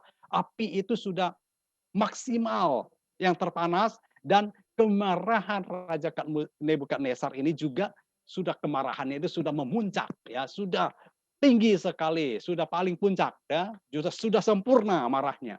Sampai tidak main-main ya. Tadinya satu tungku menjadi 7 tungku yang dipanaskan jadi satu. Bahkan dikatakan di situ orang yang membawa ketiga pemuda ini ya, ketika membawa mereka untuk dibakar ya, mereka dibakar bersama topi, pakaian lengkap loh ya. Bukan hanya ini, pakaian lengkap sama topi, sepatu semuanya didorong begitu saja, diikat dengan kuat, didorong. Yang membawa mereka ini aja langsung belum sampai di apinya sudah mati. Bayangkan panasnya. Nah, demikian juga lah panas hatinya si Nebukadnezar untuk menceritakan itu. Coba bayangkan kalau dia overheat lagi, wah langsung si Nebukadnezar ini piansui dia. Apa piansui? Stroke ya. Nah, untung dia sampai ke 7 saja sudah cukup ya. Nah, ini melambangkan bagaimana panasnya hati Nebukadnezar ketika dia ditolak. Nah, itu manusiawi juga kalau seorang pemimpin ditolak. Nah, dia tidak akan bisa terima, apalagi yang menolak itu adalah anak buahnya. Nah, yang keempat itu rupanya seperti anak dewa tadi Nebukadnezar di ayat 25 terakhir itu Dia melihat bahwa yang didorong itu kan 3 orang, kenapa kok jadi 4? Ya, itu kan. Maka dikatakan yang keempat itu rupanya seperti anak dewa di dalam, eee, ayat ke-25. Nah, maksud Nebukadnezar itu adalah salah satu makhluk surgawi dalam Alkitab ya, kita bisa membaca anak-anak Allah atau penghuni surga di kitab Ayub ya, Mazmur itu menceritakan tentang anak Allah ini ya, menceritakan tentang anak, penghuni penghuni surga. Nah, Nebukadnezar tadi menyebut itu seperti anak dewa, tapi terakhir Nebukadnezar menyebutnya apa? Sebagai malaikat. Malaikat artinya utusan, utusan Allah. Ada satu perubahan paradigma di mana Nebukadnezar tadinya menganggap ini adalah dewa yang menolong mereka karena mereka percaya sama dewa-dewi itu, tapi ternyata dewa mereka tentu tidak sehebat ini. Nah, akhirnya dia menyebut mereka sebagai malaikat. Malaikat itu artinya utusan Allah. Ini bukan main-main. Yang lebih berkuasa daripada segala dewa-dewi mereka. Satu ada perubahan pemikiran, satu pemahaman dari kitab suci menulis tadinya pemahaman sebagai anak dewa, sekarang menjadi malaikat, anak Allah. Ada perubahan. Di sini adalah kesaksian konkret, kesaksian iman yang hebat dan luar biasa. Tadinya orang tidak percaya, mereka hanya menganggap ini adalah sebagai dewa, tapi setelah melihat kenyataan Allah Maha Kuat, Maha Dahsyat, maka mereka mengakui ini adalah kuasa Allah. Kalau sampai di sini berarti orang itu sudah harusnya bertobat. Artinya mengakui kehebatan Allah, mengakui kebesaran Allah. Nah, kita lihat dulu. Di sini sikap tegas. Mereka mengajarkan bagaimana seorang yang beriman bertingkah laku. Yaitu selalu mengharapkan bantuan dari Allah. Ya, selalu mengharapkan bantuan dari Allah yang menciptakan segala sesuatu, tetapi dengan sadar pula, nah ini hati-hati, dengan sadar pula Allah tidak dipaksakan untuk membuat suatu mukjizat. Jangan sampai kita mengharapkan bantuan Allah, tapi kita yang mendikte Allah. Ini gawat. Banyak sekali orang mendikte Allah. Seolah-olah Allah itu kacungnya. Seolah-olah Allah itu suruhannya. Ya, saya mau ini harus terjadi. Saya doa ini harus terkabulkan. Berapa banyak orang meninggalkan Allah karena keinginannya tidak tercapai ketika dia berdevosi, ketika dia berdoa, dia kecewa kepada Allah. Berapa orang banyak meninggalkan gereja karena dijanjikan bahwa kamu ikut Tuhan, kamu akan sukses, kamu akan jaya, kamu tidak ada kesulitan. Tetapi ketika dia mengalami kesulitan, akhirnya dia menuntut mana yang dijanjikan. Akhirnya apa? Kecewa, meninggalkan Allah. Loh, apakah ini ceritanya benar? Benar, ada orangnya. Ya. Nah, ini saya katakan ini adalah fakta. Orang yang berbicara kepada saya. Maka teman-teman sekalian, Bapak Ibu sekalian, kalau kita mengharapkan bantuan dari Allah, biarkanlah Allah yang bekerja. Bukan berarti kita tidak berusaha loh ya, tidak. Ya, Allah turut bekerja dalam segala kegiatan dan usaha kita. Kita percaya penyelenggaraan ilahi dalam kehidupan kita.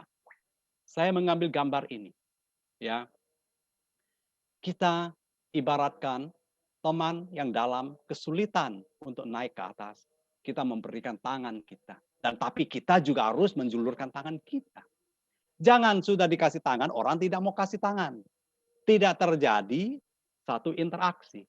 Maka di sini juga mengajarkan kepada kita, kalau kita mengharap bantuan dari Allah, kita sendiri pun harus mau dibantu. Jangan hanya mau mengharapkan bantuan Allah, tapi dari kita tidak ada usaha. Ya, nah ada juga orang yang melihat teman rekan seperjuangannya atau orang yang dia kenal, saudaranya dalam kesulitan, tutup mata, tidak ingin membantu. Di sini tidak akan ada pengharapan bantuan dari Allah. Tidak akan terjadi. mengharapkan bantuan Allah itu bukan berarti Allah sendiri yang turun, yang mengambil tangan kita. Tidak, Allah turun melalui orang-orang di sekitar kita juga, saudara-saudara sekalian. Ya, bahwa mereka juga sebagai perpanjang tangan dari Allah.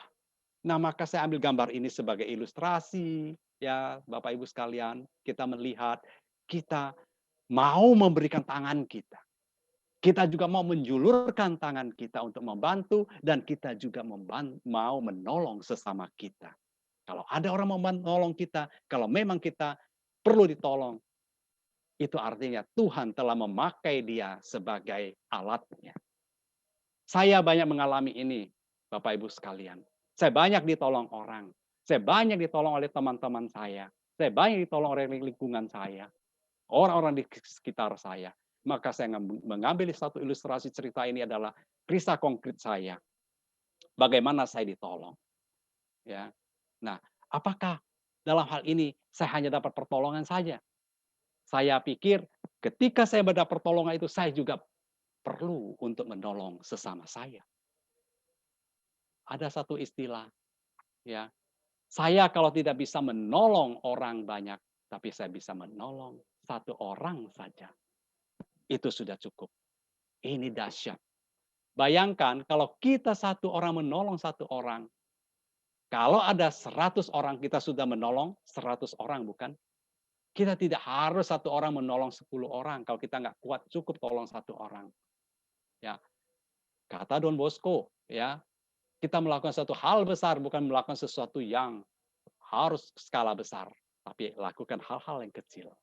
Itu sudah sangat luar biasa. Ya, nah ini juga bisa kita terapkan dalam kehidupan kita.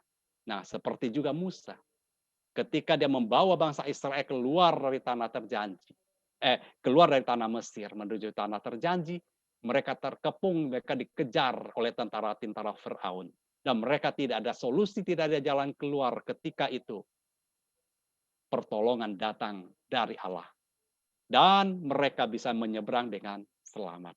Nah, inilah kita mengatakan pengharapan bantuan dari Allah. Allah tidak bisa kita paksakan, tapi Allah akan turun tangan ketika kita dalam kesesakan itu. Dan seterusnya kita melihat di sini sujud menyembah dewa Baal dalam wujud patung, ya. Bagi yang non Yahudi yang sudah terbiasa ya dengan percaya kepada dewa dewi, yang menyembah dewa dewi, bagi mereka ini bukan masalah besar, tapi akan menjadi masalah besar bagi umat Allah yang sudah keutamaan iman mereka itu hanya taat kepada Allah.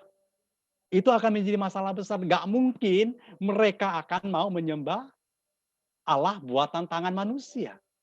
Karena menyembah patung atau itu ada sama dia melanggar hukum Taurat. Yang kedua, nah kita bisa baca dalam Keluaran 20 ayat 1 sampai 17, sampai kita ulangan juga 51, mengulangnya lagi dari ayat 1 sampai 22. Ya, di mana ada 10 dekalog, 10 perintah Allah, ya, mereka taat untuk itu. Mereka tidak akan mau melanggar itu walaupun nyawa taruhannya. Nah, ini membawa kita, mengajak kita merefleksikan kembali bagaimana ketiga pemuda ini ya begitu teguh dengan iman mereka. Mereka setia, mereka taat. Nah, pertanyaannya, beranikah kita melawan ketakutan memperjuangkan iman kita? Bapak Ibu, saya punya pengalaman indah ya. Ada orang tidak berani bikin tanda salib loh. Ya, di depan umum. Banyak. Ya, tapi dia klaim dia Katolik. Ya sudahlah, itu apakah dia sudah memperjuangkan iman? Tanda salib aja tidak berani? Kita refleksikan bersama. Saya tidak akan menjelaskan itu. Ya, di sini kita berdiri membela kebenaran, seseorang akan terdorong berani untuk melawan rasa takut. Kalau dia memang punya jiwa untuk membela kebenaran. Orang itu tidak akan takut, ya. Dia akan berani untuk maju melawan kebenaran. Walaupun dia melawan orang-orang besar, orang-orang yang tidak mungkin untuk dilawan. Tapi kalau membela kebenaran harus, dan dia pasti berani. Karena apa? Karena memang dia hidup dalam keadaan benar dan ini harus dibenarkan. Kenapa? Ketiga pemuda ini berani melawan seorang raja yang sangat berkuasa, Nebukadnezar. Bahkan dia sampai dibuang pun mereka, iya, mereka terima. Karena mereka lebih takut Allah daripada takut manusia. Ya, manusia bisa menghilangkan nyawa, tapi jiwa tidak. Ya, itu juga dikatakan di dalam kitab sinoptik. Ya, nah inilah iman, dasar iman kita. Kalau kita membela kebenaran, kita tidak usah takut. Bapak Ibu, ya, kalau kita tahu itu salah dan kita tidak mau membenarkan itu, akibat dosanya kita yang tanggung. Ingat itu, ya. Nah, inilah yang menyebabkan kenapa ketiga pemuda ini tetap bersikokoh, ya, tetap mempertahankan iman mereka karena dia tidak mau, dia tahu itu bahwa itu tidak benar. Nah, maka timbul keberanian, ya. Dan mereka tidak takut, ya. Apakah saya bisa? Nah, sebab kita tahu Tuhan, dia sendiri akan berjalan di depanmu. Dia sendiri akan menyertai engkau. Dia tidak akan membiarkan engkau dan tidak akan meninggalkan engkau. Janganlah takut dan janganlah patah hati. Nah, ini dikatakan dalam kitab Ulangan ayat 31 dan 8. Ini yang menguatkan, yang meneguhkan iman kita juga. Kebenaran iman kepada Tuhan adalah kita percaya Allah sendirilah yang menyertai untuk menghadapinya. Ya. Nah, ketika tadi saya memperlihatkan gambar dari Musa, ya, ketika mereka lewat dari tanah kering itu, akhirnya tentara Firaun mengejar mereka, apa yang terjadi? Ya, Tuhan membalikkan air laut itu, akhirnya semua tentara Firaun mati semua kan? Lalu apa kata mereka? Kita bukan berperang melawan orang Yahudi, tapi kita berperang dengan Allah. Karena disitulah tangan Allah yang menyertai mereka, menyertai bangsa Israel. Demikian juga kita yang percaya kepada Allah, Allah akan menyertai kita. Ada amin? Semoga, ya. Nah, siapa sih yang berani melakukan hal yang berbeda ini? Siapa ada memang orang yang berani melakukan seperti itu? Nah, siapa mereka?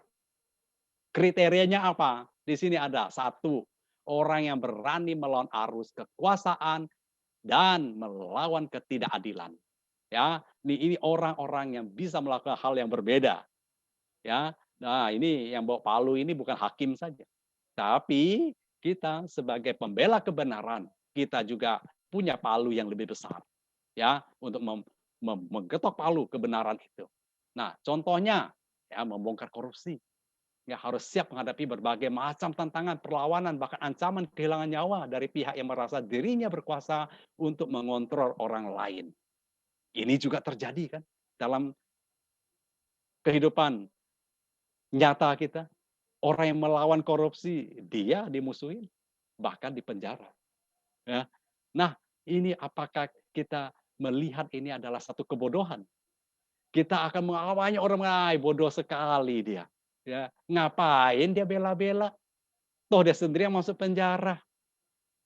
Tapi kalau dorongan hati membela kebenaran itu tidak bisa kita tawar-tawar, tidak bisa kita melenyapkan begitu saja. Ya. Nah, Bapak Ibu sekalian, apakah kita siap untuk membela kebenaran itu? Walaupun kita harus melawan arus, kita harus juga dimusuhin, bahkan nyawa menjadi taruhannya. Ini menjadi refleksi kita. Nah, di sini gambar ini juga menarik, Bapak Ibu lihat ada di sebelah sini ada hitam dan juga sebelahnya ini ada yang putih. Yang putih di sini membawakan cinta. Tapi yang gelap ini membawakan setumpuk uang. Nah, di sini lihat di gelap ini adalah jurang maut. Pilih mana? Pilih uang, maka akan jatuh ke dalam kegelapan maut. Kalau kita pilih cinta, kita ada di darat aman. Tapi berapa persen yang mau memilih cinta daripada uang? Ya, ini menarik ya. Nah, diskusi ini buat kita merenungkan ya, gambar ini juga kita merenungkan kembali ya. Di mana posisi saya? Ini dilema. Saya juga sulit kalau diminta untuk memilih Bapak Ibu. Ya, saya lanjutkan. Ya, rasa takut seseorang karena ada ancaman dan berusaha mengatasi dengan caranya sendiri. Biasanya, Bapak Ibu, ini maksudnya kalau kita dapat ancaman, ya, dapat tekanan, kita akan berusaha ya mengatasi ya dengan cara kita. Ya, kita berusaha juga melawan dengan cara kita. Dia keras lawan keras, ya kan begitu. Ya. Nah, dan seterusnya. Kita selalu pakai dengan cara kita. Nah, bagaimana dengan kisah ketiga pemuda ini? Sadrak, Mesak, Abednego. Mereka di sini percaya ya, saat mereka berdiri memperjuangkan iman, Tuhan akan membela mereka. Tuhan akan menyertai mereka ketika mereka memperjuangkan iman mereka. Inilah yang kita pelajari teladan dari Sadrak, Mesak, dan Abednego, Bapak Ibu sekalian. Ya, kita apakah sudah sampai iman kita seperti mereka? Nah, di sini kita lihat mereka lebih memilih mengandalkan Tuhan daripada mengandalkan diri sendiri. Secara manusiawi, kalau kita mendapat ancaman, ya otomatis kita akan pakai kekuatan kita juga, bukan? Ya, kita akan lawan dengan kekuatan kita. Kita tidak akan mau ngalah. Apalagi kita punya power, apalagi kita punya dukungan, ya. Kita juga akan pakai ya hal yang sama untuk melawan. Tapi bagi orang yang mengandalkan Allah, ya percaya bahwa Allah akan berjuang dan imannya yang begitu kokoh, maka mereka percaya Tuhanlah yang akan membela mereka walaupun waktunya mungkin tidak sama dengan waktu yang kita inginkan. Ya, maka biarkanlah waktu itu yang membuktikan seseorang itu benar atau salah. Ya, jangan sekali-sekali kita lalu mencap karena orang ini yang kita dengar ini orang yang dekat sama dia, orang yang boleh dipercaya, hati-hati. Ya, kadang-kadang iblis itu seperti berbulu domba. Ya, hati-hati, serigala juga bisa berbulu domba. Nah, jangan sampai kita seperti itu dari antaranya, ya. Nah, saya juga merefleksikan ini Bapak Ibu. Merefleksikan terus-menerus, ya. Apakah saya berbulu domba? Ya. Nah, ini dalam masa pertobatan, masa menuju kepada Pentakosta. Mari kita sama-sama merefleksikan, ya. Apakah saya percaya, saya berdiri memperjuangkan iman dan Tuhan, apakah akan menyertai? Kalau itu benar, pasti Tuhan menyertai. Nah, pertanyaannya, apakah kita masih percaya ya, saat berdiri memperjuangkan iman, Tuhan akan membelanya? Kan begitu ya? Memang ada, Pak. Kalau kita percaya, berdiri memperjuangkan iman itu Tuhan akan membela kita. Pasca yang lalu, terjadi satu cerita yang menarik. Mungkin Bapak Ibu sudah mendengar atau sudah mendapatkan sharing dari yang lain. Saya mendapatkan foto juga informasi ini dari sahabat saya, ya, yaitu rekan saya, Bro Heri. Dia memberikan saya ini dan dia tahu saya membawakan tema ini, Bro. Ini mungkin bermanfaat ya untuk kesaksian iman dan ini juga bermanfaat juga mungkin untuk pengajaran tentang kitab Daniel ini sangat cocok. Nah, pertanyakan apakah kita masih percaya saat berdiri memperjuangkan iman, Tuhan akan membelanya? Apakah Tuhan ada? Apakah Tuhan hadir? Nah, ini ada gambar cuplikan CCTV pada saat bom Makassar terjadi. Orang yang ada dalam api, itu adalah nanti saya perlihatkan, itu adalah namanya Pak Kosmas.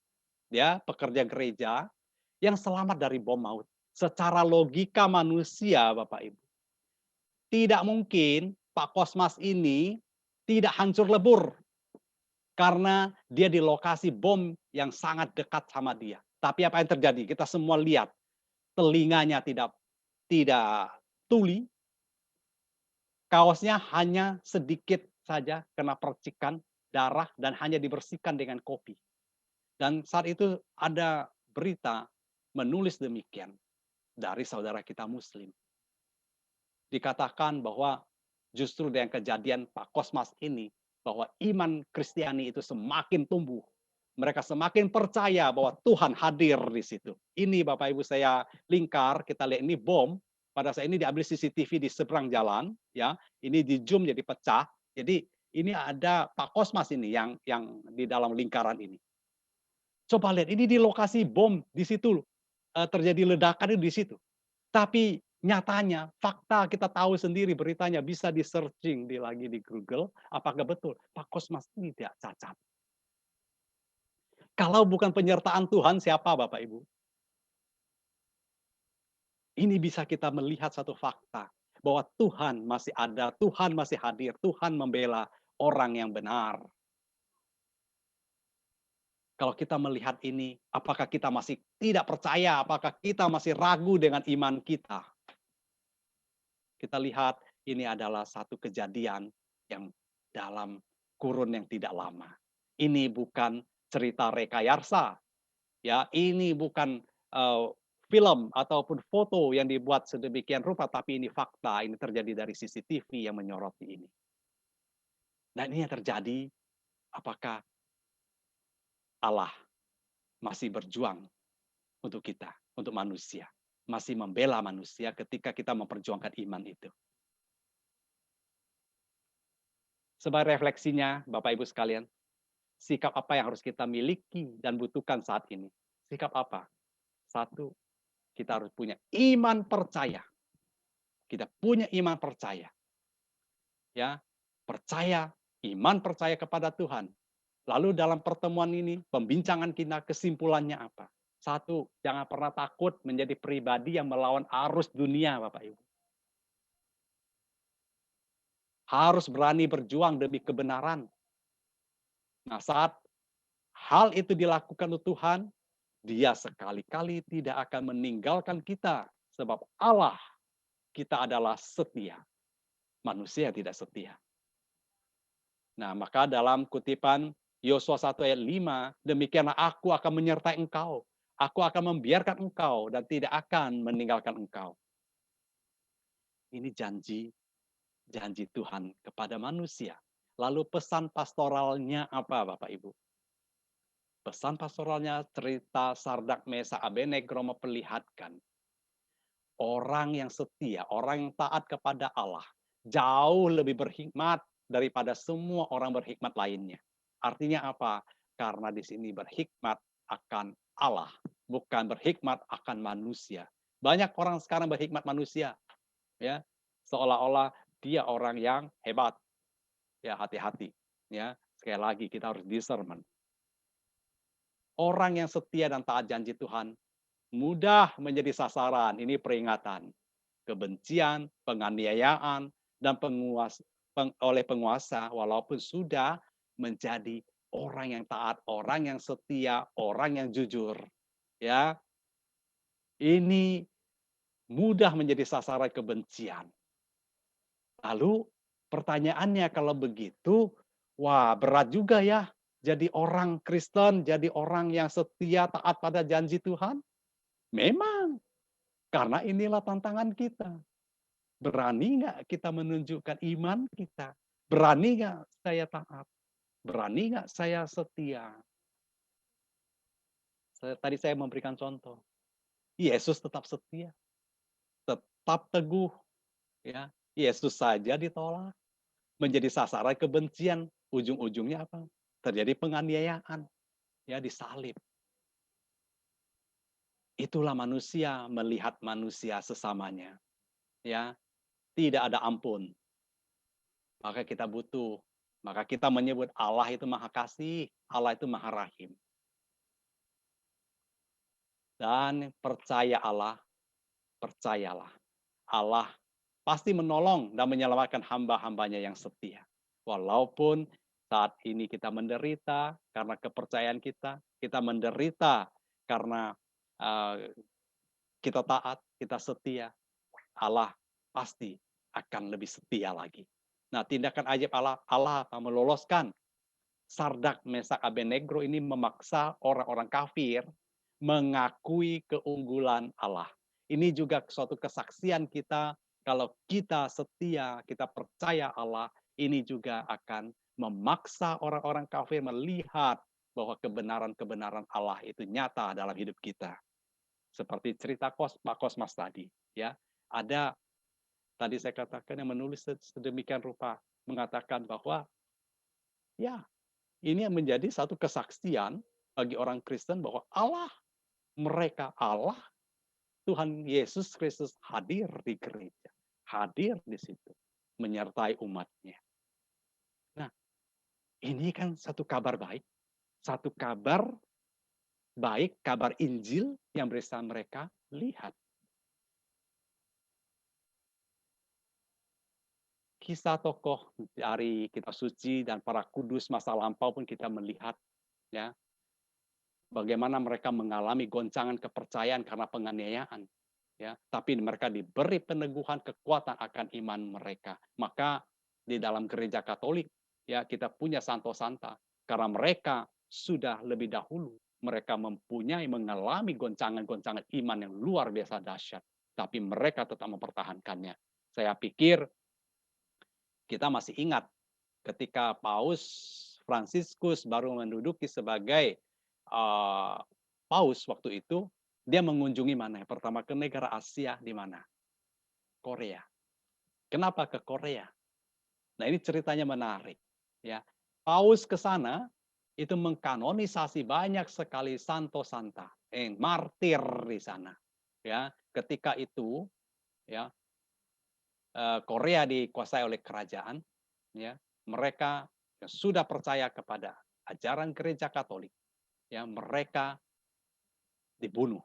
Karena apa? Karena iman mereka mempertahankan iman mereka dan mereka mati sebagai martir di situ. Maka Paus ke sana itu mengkanon orang-orang Korea yang mati pada saat itu dan dikatakan Asia untuk santo-santa yang paling banyak di Asia itu di Korea. Ya, itu ketika Santo Fransiskus menuju ke sana, ya. Di mana kau cerita ini, ya, mungkin masih ada waktu sedikit saya cerita ketika itu, ya, ada apa? Umat yang percaya, umat Katolik, ya, diminta oleh pemerintah penguasa zaman itu untuk mengingkari iman mereka, ya. Dengan iming-iming kalau mereka mengingkari iman mereka, maka mereka selamat. Mereka tidak akan disiksa, mereka tidak akan dibunuh. Tetapi apa yang terjadi? Mereka tetap mempertahankan iman mereka dan mereka lebih rela mati daripada mereka mengingkari iman mereka. Ini yang luar biasa. Ya, dan ada sebuah cerita di sana yang saya pikir ini sangat dramatis. Sebuah keluarga ketika itu dia punya anak 2, ya. Pagi-pagi, ya, keluarga ini menyuruh istrinya menyediakan makanan yang terbaik, makanan yang paling enak. Lalu mereka makan, terus memakai baju pakaian yang terindah zaman itu. Lalu anak kecilnya bertanya, umur 5-6 tahun, "Pah, hari ini memang hari besar apa? Kok kita pakai baju bagus, makan enak?" Bapaknya menjawab apa? "Nah, hari ini kita akan bertemu dengan Tuhan Yesus." Lihat, dan mereka habis makan, mereka diantar ke satu lapangan yang sangat luas. Di atas di mana sudah disediakan, ya, kayu-kayu gelondongan, kayu-kayu bulat begitu besar-besar, ya. Dan di situ mereka sekali lagi diminta barang siapa mau mengingkari imannya boleh keluar dari lapangan ini. tapi mereka tetap tidak keluar dan mereka berpegangan tangan. Nah, ketika itu juga penguasa menurunkan kayu-kayu bulat gelondongan itu sehingga mereka tergilas oleh batu gelondongan itu dan mereka mati semua. Dan ini ada salah satu cerita yang sangat-sangat, kalau kita baca ini luar biasa, mereka mempertahankan iman mereka. Nah, disitulah Paus juga mengkanonisasi mereka menjadi santo santa. Ini menjadi inspirasi bagi kita sebagai orang beriman. Apakah saya sudah beriman seperti itu? Saya juga mempertanyakan itu pada diri saya, Bapak Ibu. Ini tantangan. Ya. Nah, ini dalam kisah ini, kisah Mesak, Abednego, ya, dan juga Sardak ini, apakah bisa menginspirasi kita juga mempertahankan iman kita? Nah, di sini pesan pastoralnya harus tetap percaya penyertaan Tuhan, serta yakin pada saatnya Tuhan pasti akan menolong. Ini dalam Daniel 3, 16, 18 dikatakan demikian. Ya, Tuhan, saatnya Tuhan pasti akan menolong.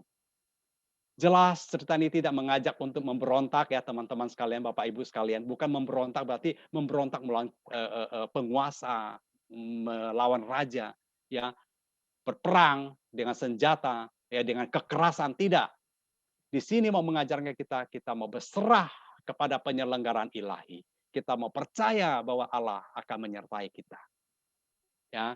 Nah, saya pikir sampai di sini ya diskusi dari saya ya. Nah, sekarang kembali ke Bapak Ibu sekalian, kalau ada yang mau ditambahkan atau ada yang mau didiskusikan, mari kita diskusikan bersama. Ya, kembali sementara saya kembalikan kepada panitia. Silakan, Bro Matthew. Oke, makasih Bro Doni.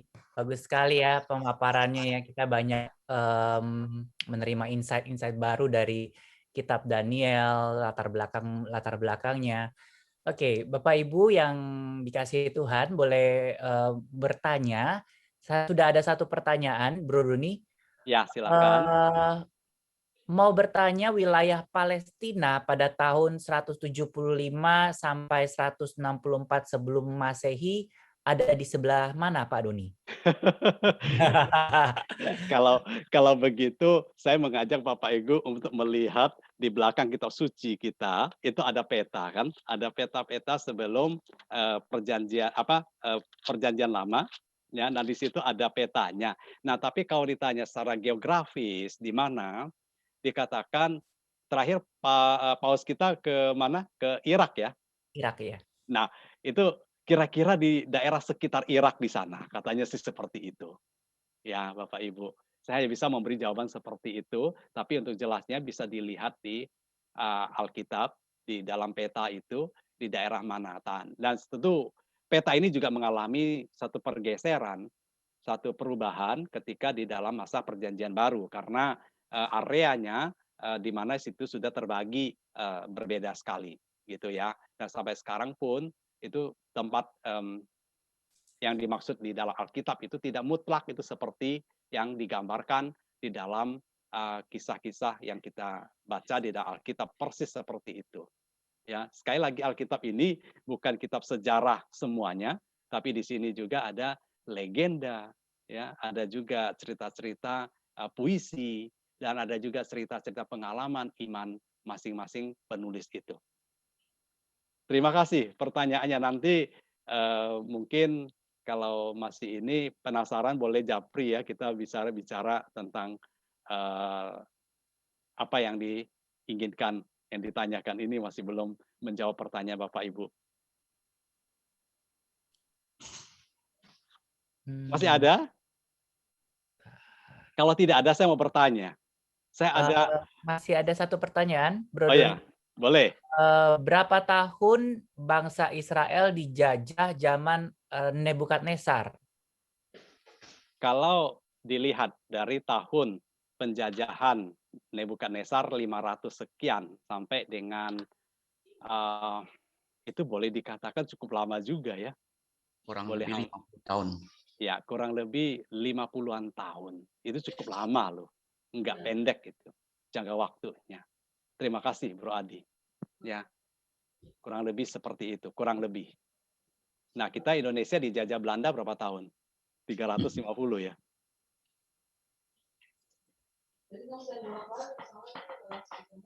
Seperti itu. Baik. Bapak Ibu masih ada pertanyaan? Kalau masih ada pertanyaan boleh bertanya. Kalau tidak ada saya yang tanya. Saya ada kuis. Nanti saya ada hadiah buku yang dapat jawab. Mau? Pak Doni mau tanya sedikit, Silakan. Wah, ketemu lagi. Pak. Pak Boleh? Andreas. Silakan Pak Andreas. Ya. Kitab Daniel ini kan yang menulis, cuman pada cerita ini kenapa tidak ada Daniel ya? Hanya ada 3 orang temannya ya. Daniel Ya. Daniel tidak kemana ada gitu ya? gitu Pak. Iya, saya juga nggak tahu. Maaf ya, saya agak ini sih. Nggak apa-apa. Saya juga bertanya-tanya sama dengan Pak Andreas Ah. ya. Daniel kemana ya? Kok nggak diceritain di sini ya bab 1 sampai bab 3 ya? Nah, ini sekali lagi, ini adalah sekali lagi buku kitab kesucian, buku iman ya. Saya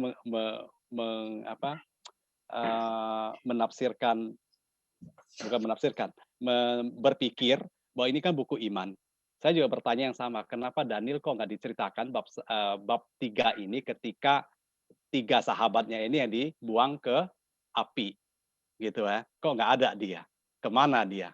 Gitu ya. Nah, cerita ini menarik. Saya mencari-cari jawaban, saya juga mencoba mencari. Saya belum mendapatkan jawaban yang di dalam pencarian saya, tapi saya menduga-duga saja ini, menduga-duga saja. Ini mungkin penulis mau hanya menyampaikan bagaimana iman ketiga orang ini yang tidak tunduk. Belum cerita tentang Daniel, karena Daniel kan di bab 5, 6, 7, dan sampai bab 12 itu kan ceritanya tentang Daniel, sudah dia sendiri gitu. Tentang bagaimana juga dia terancam untuk dibunuh, dihabiskan gitu kan oleh Raja Nebukadnezar. Nah, di awal ini juga menceritakan temannya ini juga nggak kalah hebat dengan Daniel gitu loh. Daniel nanti di bab selanjutnya juga mengalami ancaman-ancaman dalam iman mereka. Nah, kalau saya merenungkan seperti itu, Pak Andreas, kira-kira bisa membantu menjawab. Ada teman-teman sini yang mungkin bisa memberikan tambahan, Bro Adi, Bro Matthew, silakan. Atau yang lain? Gimana, Bro Pak Andreas? Ya, saya nggak tahu Pak. Saya tanya.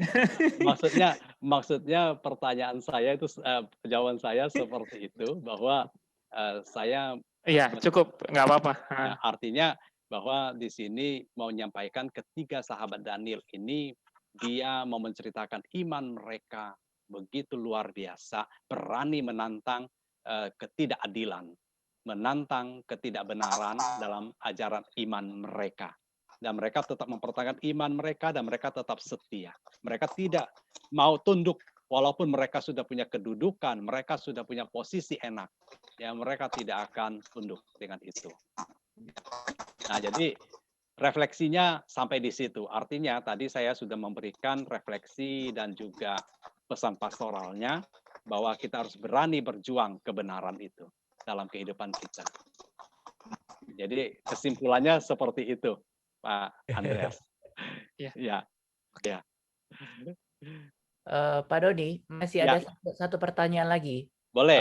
Orang Kasdim itu siapa ya, Pak? Orang Kasdim itu jelas adalah orang yang di Babel itu, orang-orang Babel. Jadi orang yang kafir, orang yang bukan orang Yahudi, di luar orang bangsa Yahudi. Ya, dikatakan demikian, orang Kasdim. Mungkin saya tambahin ya. Ya, silakan Bro Adi. Orang Kasdim itu sekarang orang Irak. Ya, itu ada yang di Irak. daerah Irak. Ya, ini jadi ada Fransiskus pergi ke Ur. ya. Ur Kasdim. Kasdim. Ya. Ya. Ya. Kasdim itu daerah Irak. Kira-kira begitu. Ya. Mudah-mudahan membantu ya. Ya, thank you, Bro Adi. Thank you. Sama-sama. Ya, Ur-Kasdim. Itu artinya Ur-Kasdim itu negara kafir, negara yang belum mengenal Tuhan. Seperti itu. Oke. Mungkin saya tambahin satu lagi yang mengenai Eh. Palestina ya. Ya. Palestina dari dulu sampai sekarang nggak berubah daerahnya. Palestina itu adalah daerah Kanaan, daerah orang Feris, daerah orang Het, daerah orang Kanaan, dan semuanya ada di situ. Nah, Tuhan memberikan Israel tanah orang Kanaan, dibagi-bagi menjadi suku-suku bangsanya mereka. Nah, orang ke tanah Palestina itu tetap daerahnya tetap itu aja gitu. Zamannya Yesus, ya kan, Yesus berkeliarannya di daerah Palestina dari Nazaret sampai ke Yehuda itu gitu, ke Yerusalem itu tanah Palestina semua. Sampai sekarang juga disebut tanah Palestina gitu. Cuma negara Israel itu ada di tanah itu gitu. Kira-kira mudah-mudahan membantu. Yes.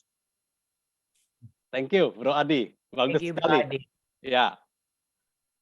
Bro Adi memang harus Sama-sama. begitu. Jadi dia banyak sekali pengetahuan-pengetahuan itu harus dipancing, berarti bisa keluar. Kalau nggak ada diam-diam aja. Sampai kamera pun nggak mau dibuka dia. Masih adakah pertanyaan? Sepertinya sudah tidak ada, Pak Doni. Baik, boleh saya menyampaikan satu pertanyaan? Masih ada waktu nggak? Satu aja. Boleh. Saya mau kasih buku, soalnya saya punya buku satu, saya mau kasih gitu. Pertanyaannya adalah, mengapa menjadi masalah besar bagi umat Allah untuk menyembah patung? Saya jawab ya, Pak. Ya, mari silakan. Karena Allah itu Pak. Gimana?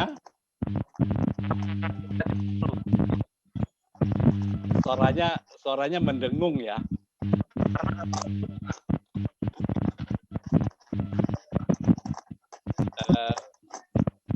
Kurang bisa di Bro Matthew bisa mendengar? Suaranya terputus-putus, Pak Franciscus. Oh, karena Allah cemburu, Pak. Karena Allah cemburu. Oke. Cemburu karena apa? Karena bangsa Israel tidak menyembah Allah. Karena bangsa Israel berpaling dari Allah, makanya Allah jadi membuang mereka begitu, Pak. Pertanyaannya, mengapa menjadi masalah besar mengapa menjadi masalah besar bagi umat Allah, bangsa Yehuda, untuk menyembah patung? Pertanyaannya itu. Kenapa mereka kok jadi masalah ya, jadi problem? Kenapa mereka nggak mau menyembah gitu? Saya boleh ikut nggak? Jangan.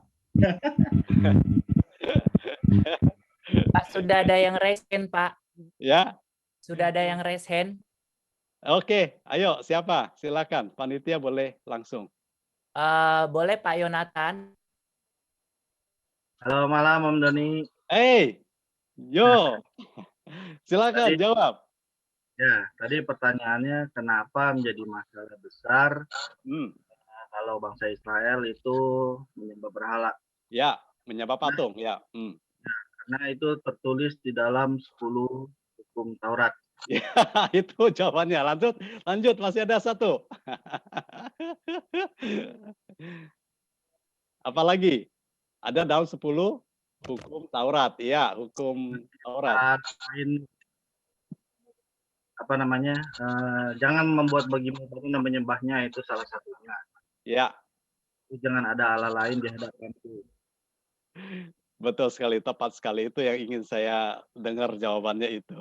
Yaitu bahwa yang tertulis dalam kitab Keluaran dan juga kitab Ulangan. Ya, betul. Yuk nanti bukunya saya kirim. Thank you. Thank you.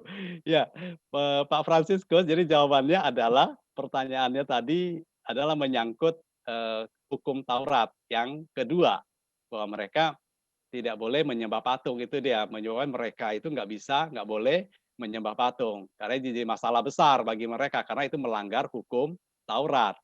Nah, sedangkan dikatakan mereka dibuang itu kan juga salah satu alasan bahwa mereka hukum Taurat pun mereka sudah tidak taat, begitu ya.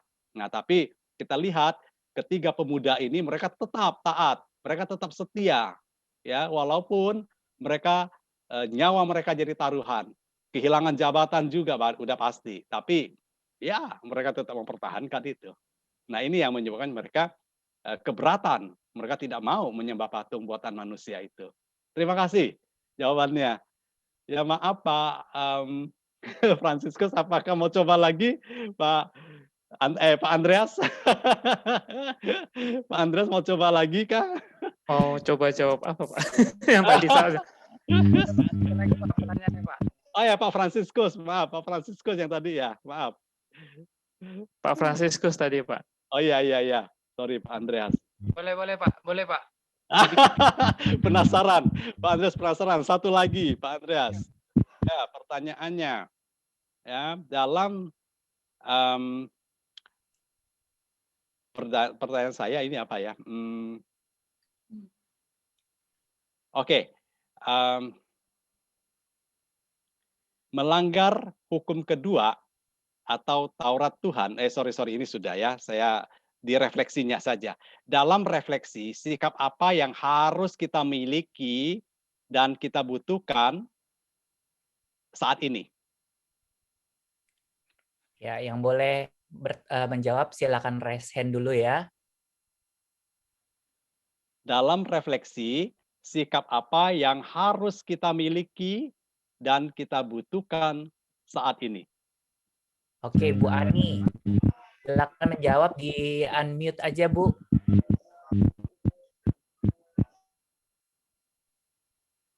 Pertanyaannya Ya. buat Eci atau Gimana? Ya, jawabannya berani melawan arus. Berani melawan arus. Please, ya. Masih ada nggak? Arus demi lagi ya, Bu? kebenaran.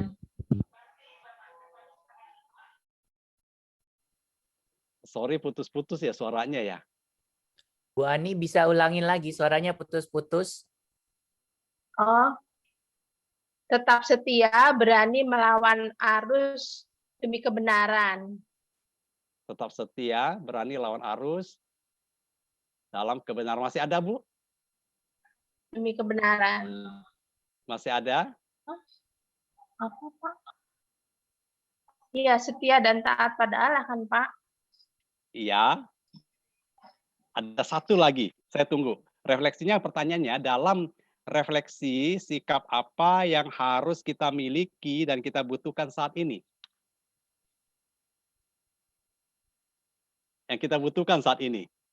Tadi betul, tapi ada paling Percaya satu. pada Allah. Singkat saja.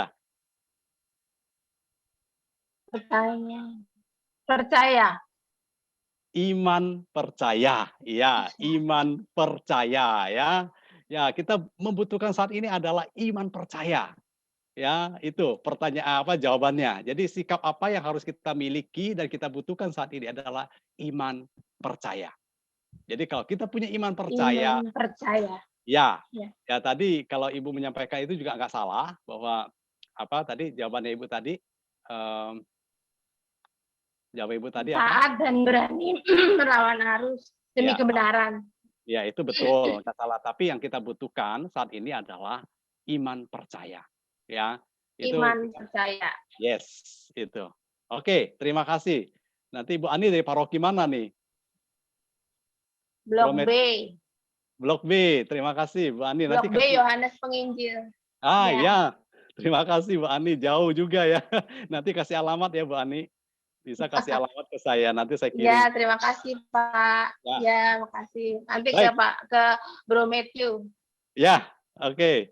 Terima Ya. kasih Bro Matthew. Saya kembalikan. Sudah cukup kuis saya. Oke, terima kasih Bro Doni. Bapak Ibu boleh kita foto dulu sebentar ya buat dokumentasi kita. Boleh dinyalakan video-videonya. Bro Bambang boleh tolong bantu? Oke, baik, Bro. Bapak Ibu minta tolong ini ya, partisipasinya supaya bisa kita ambil foto bersama. Oke, sebentar ya. Oke, saya hitung 1, 2, 3. Sebentar ya. Satu lagi ya.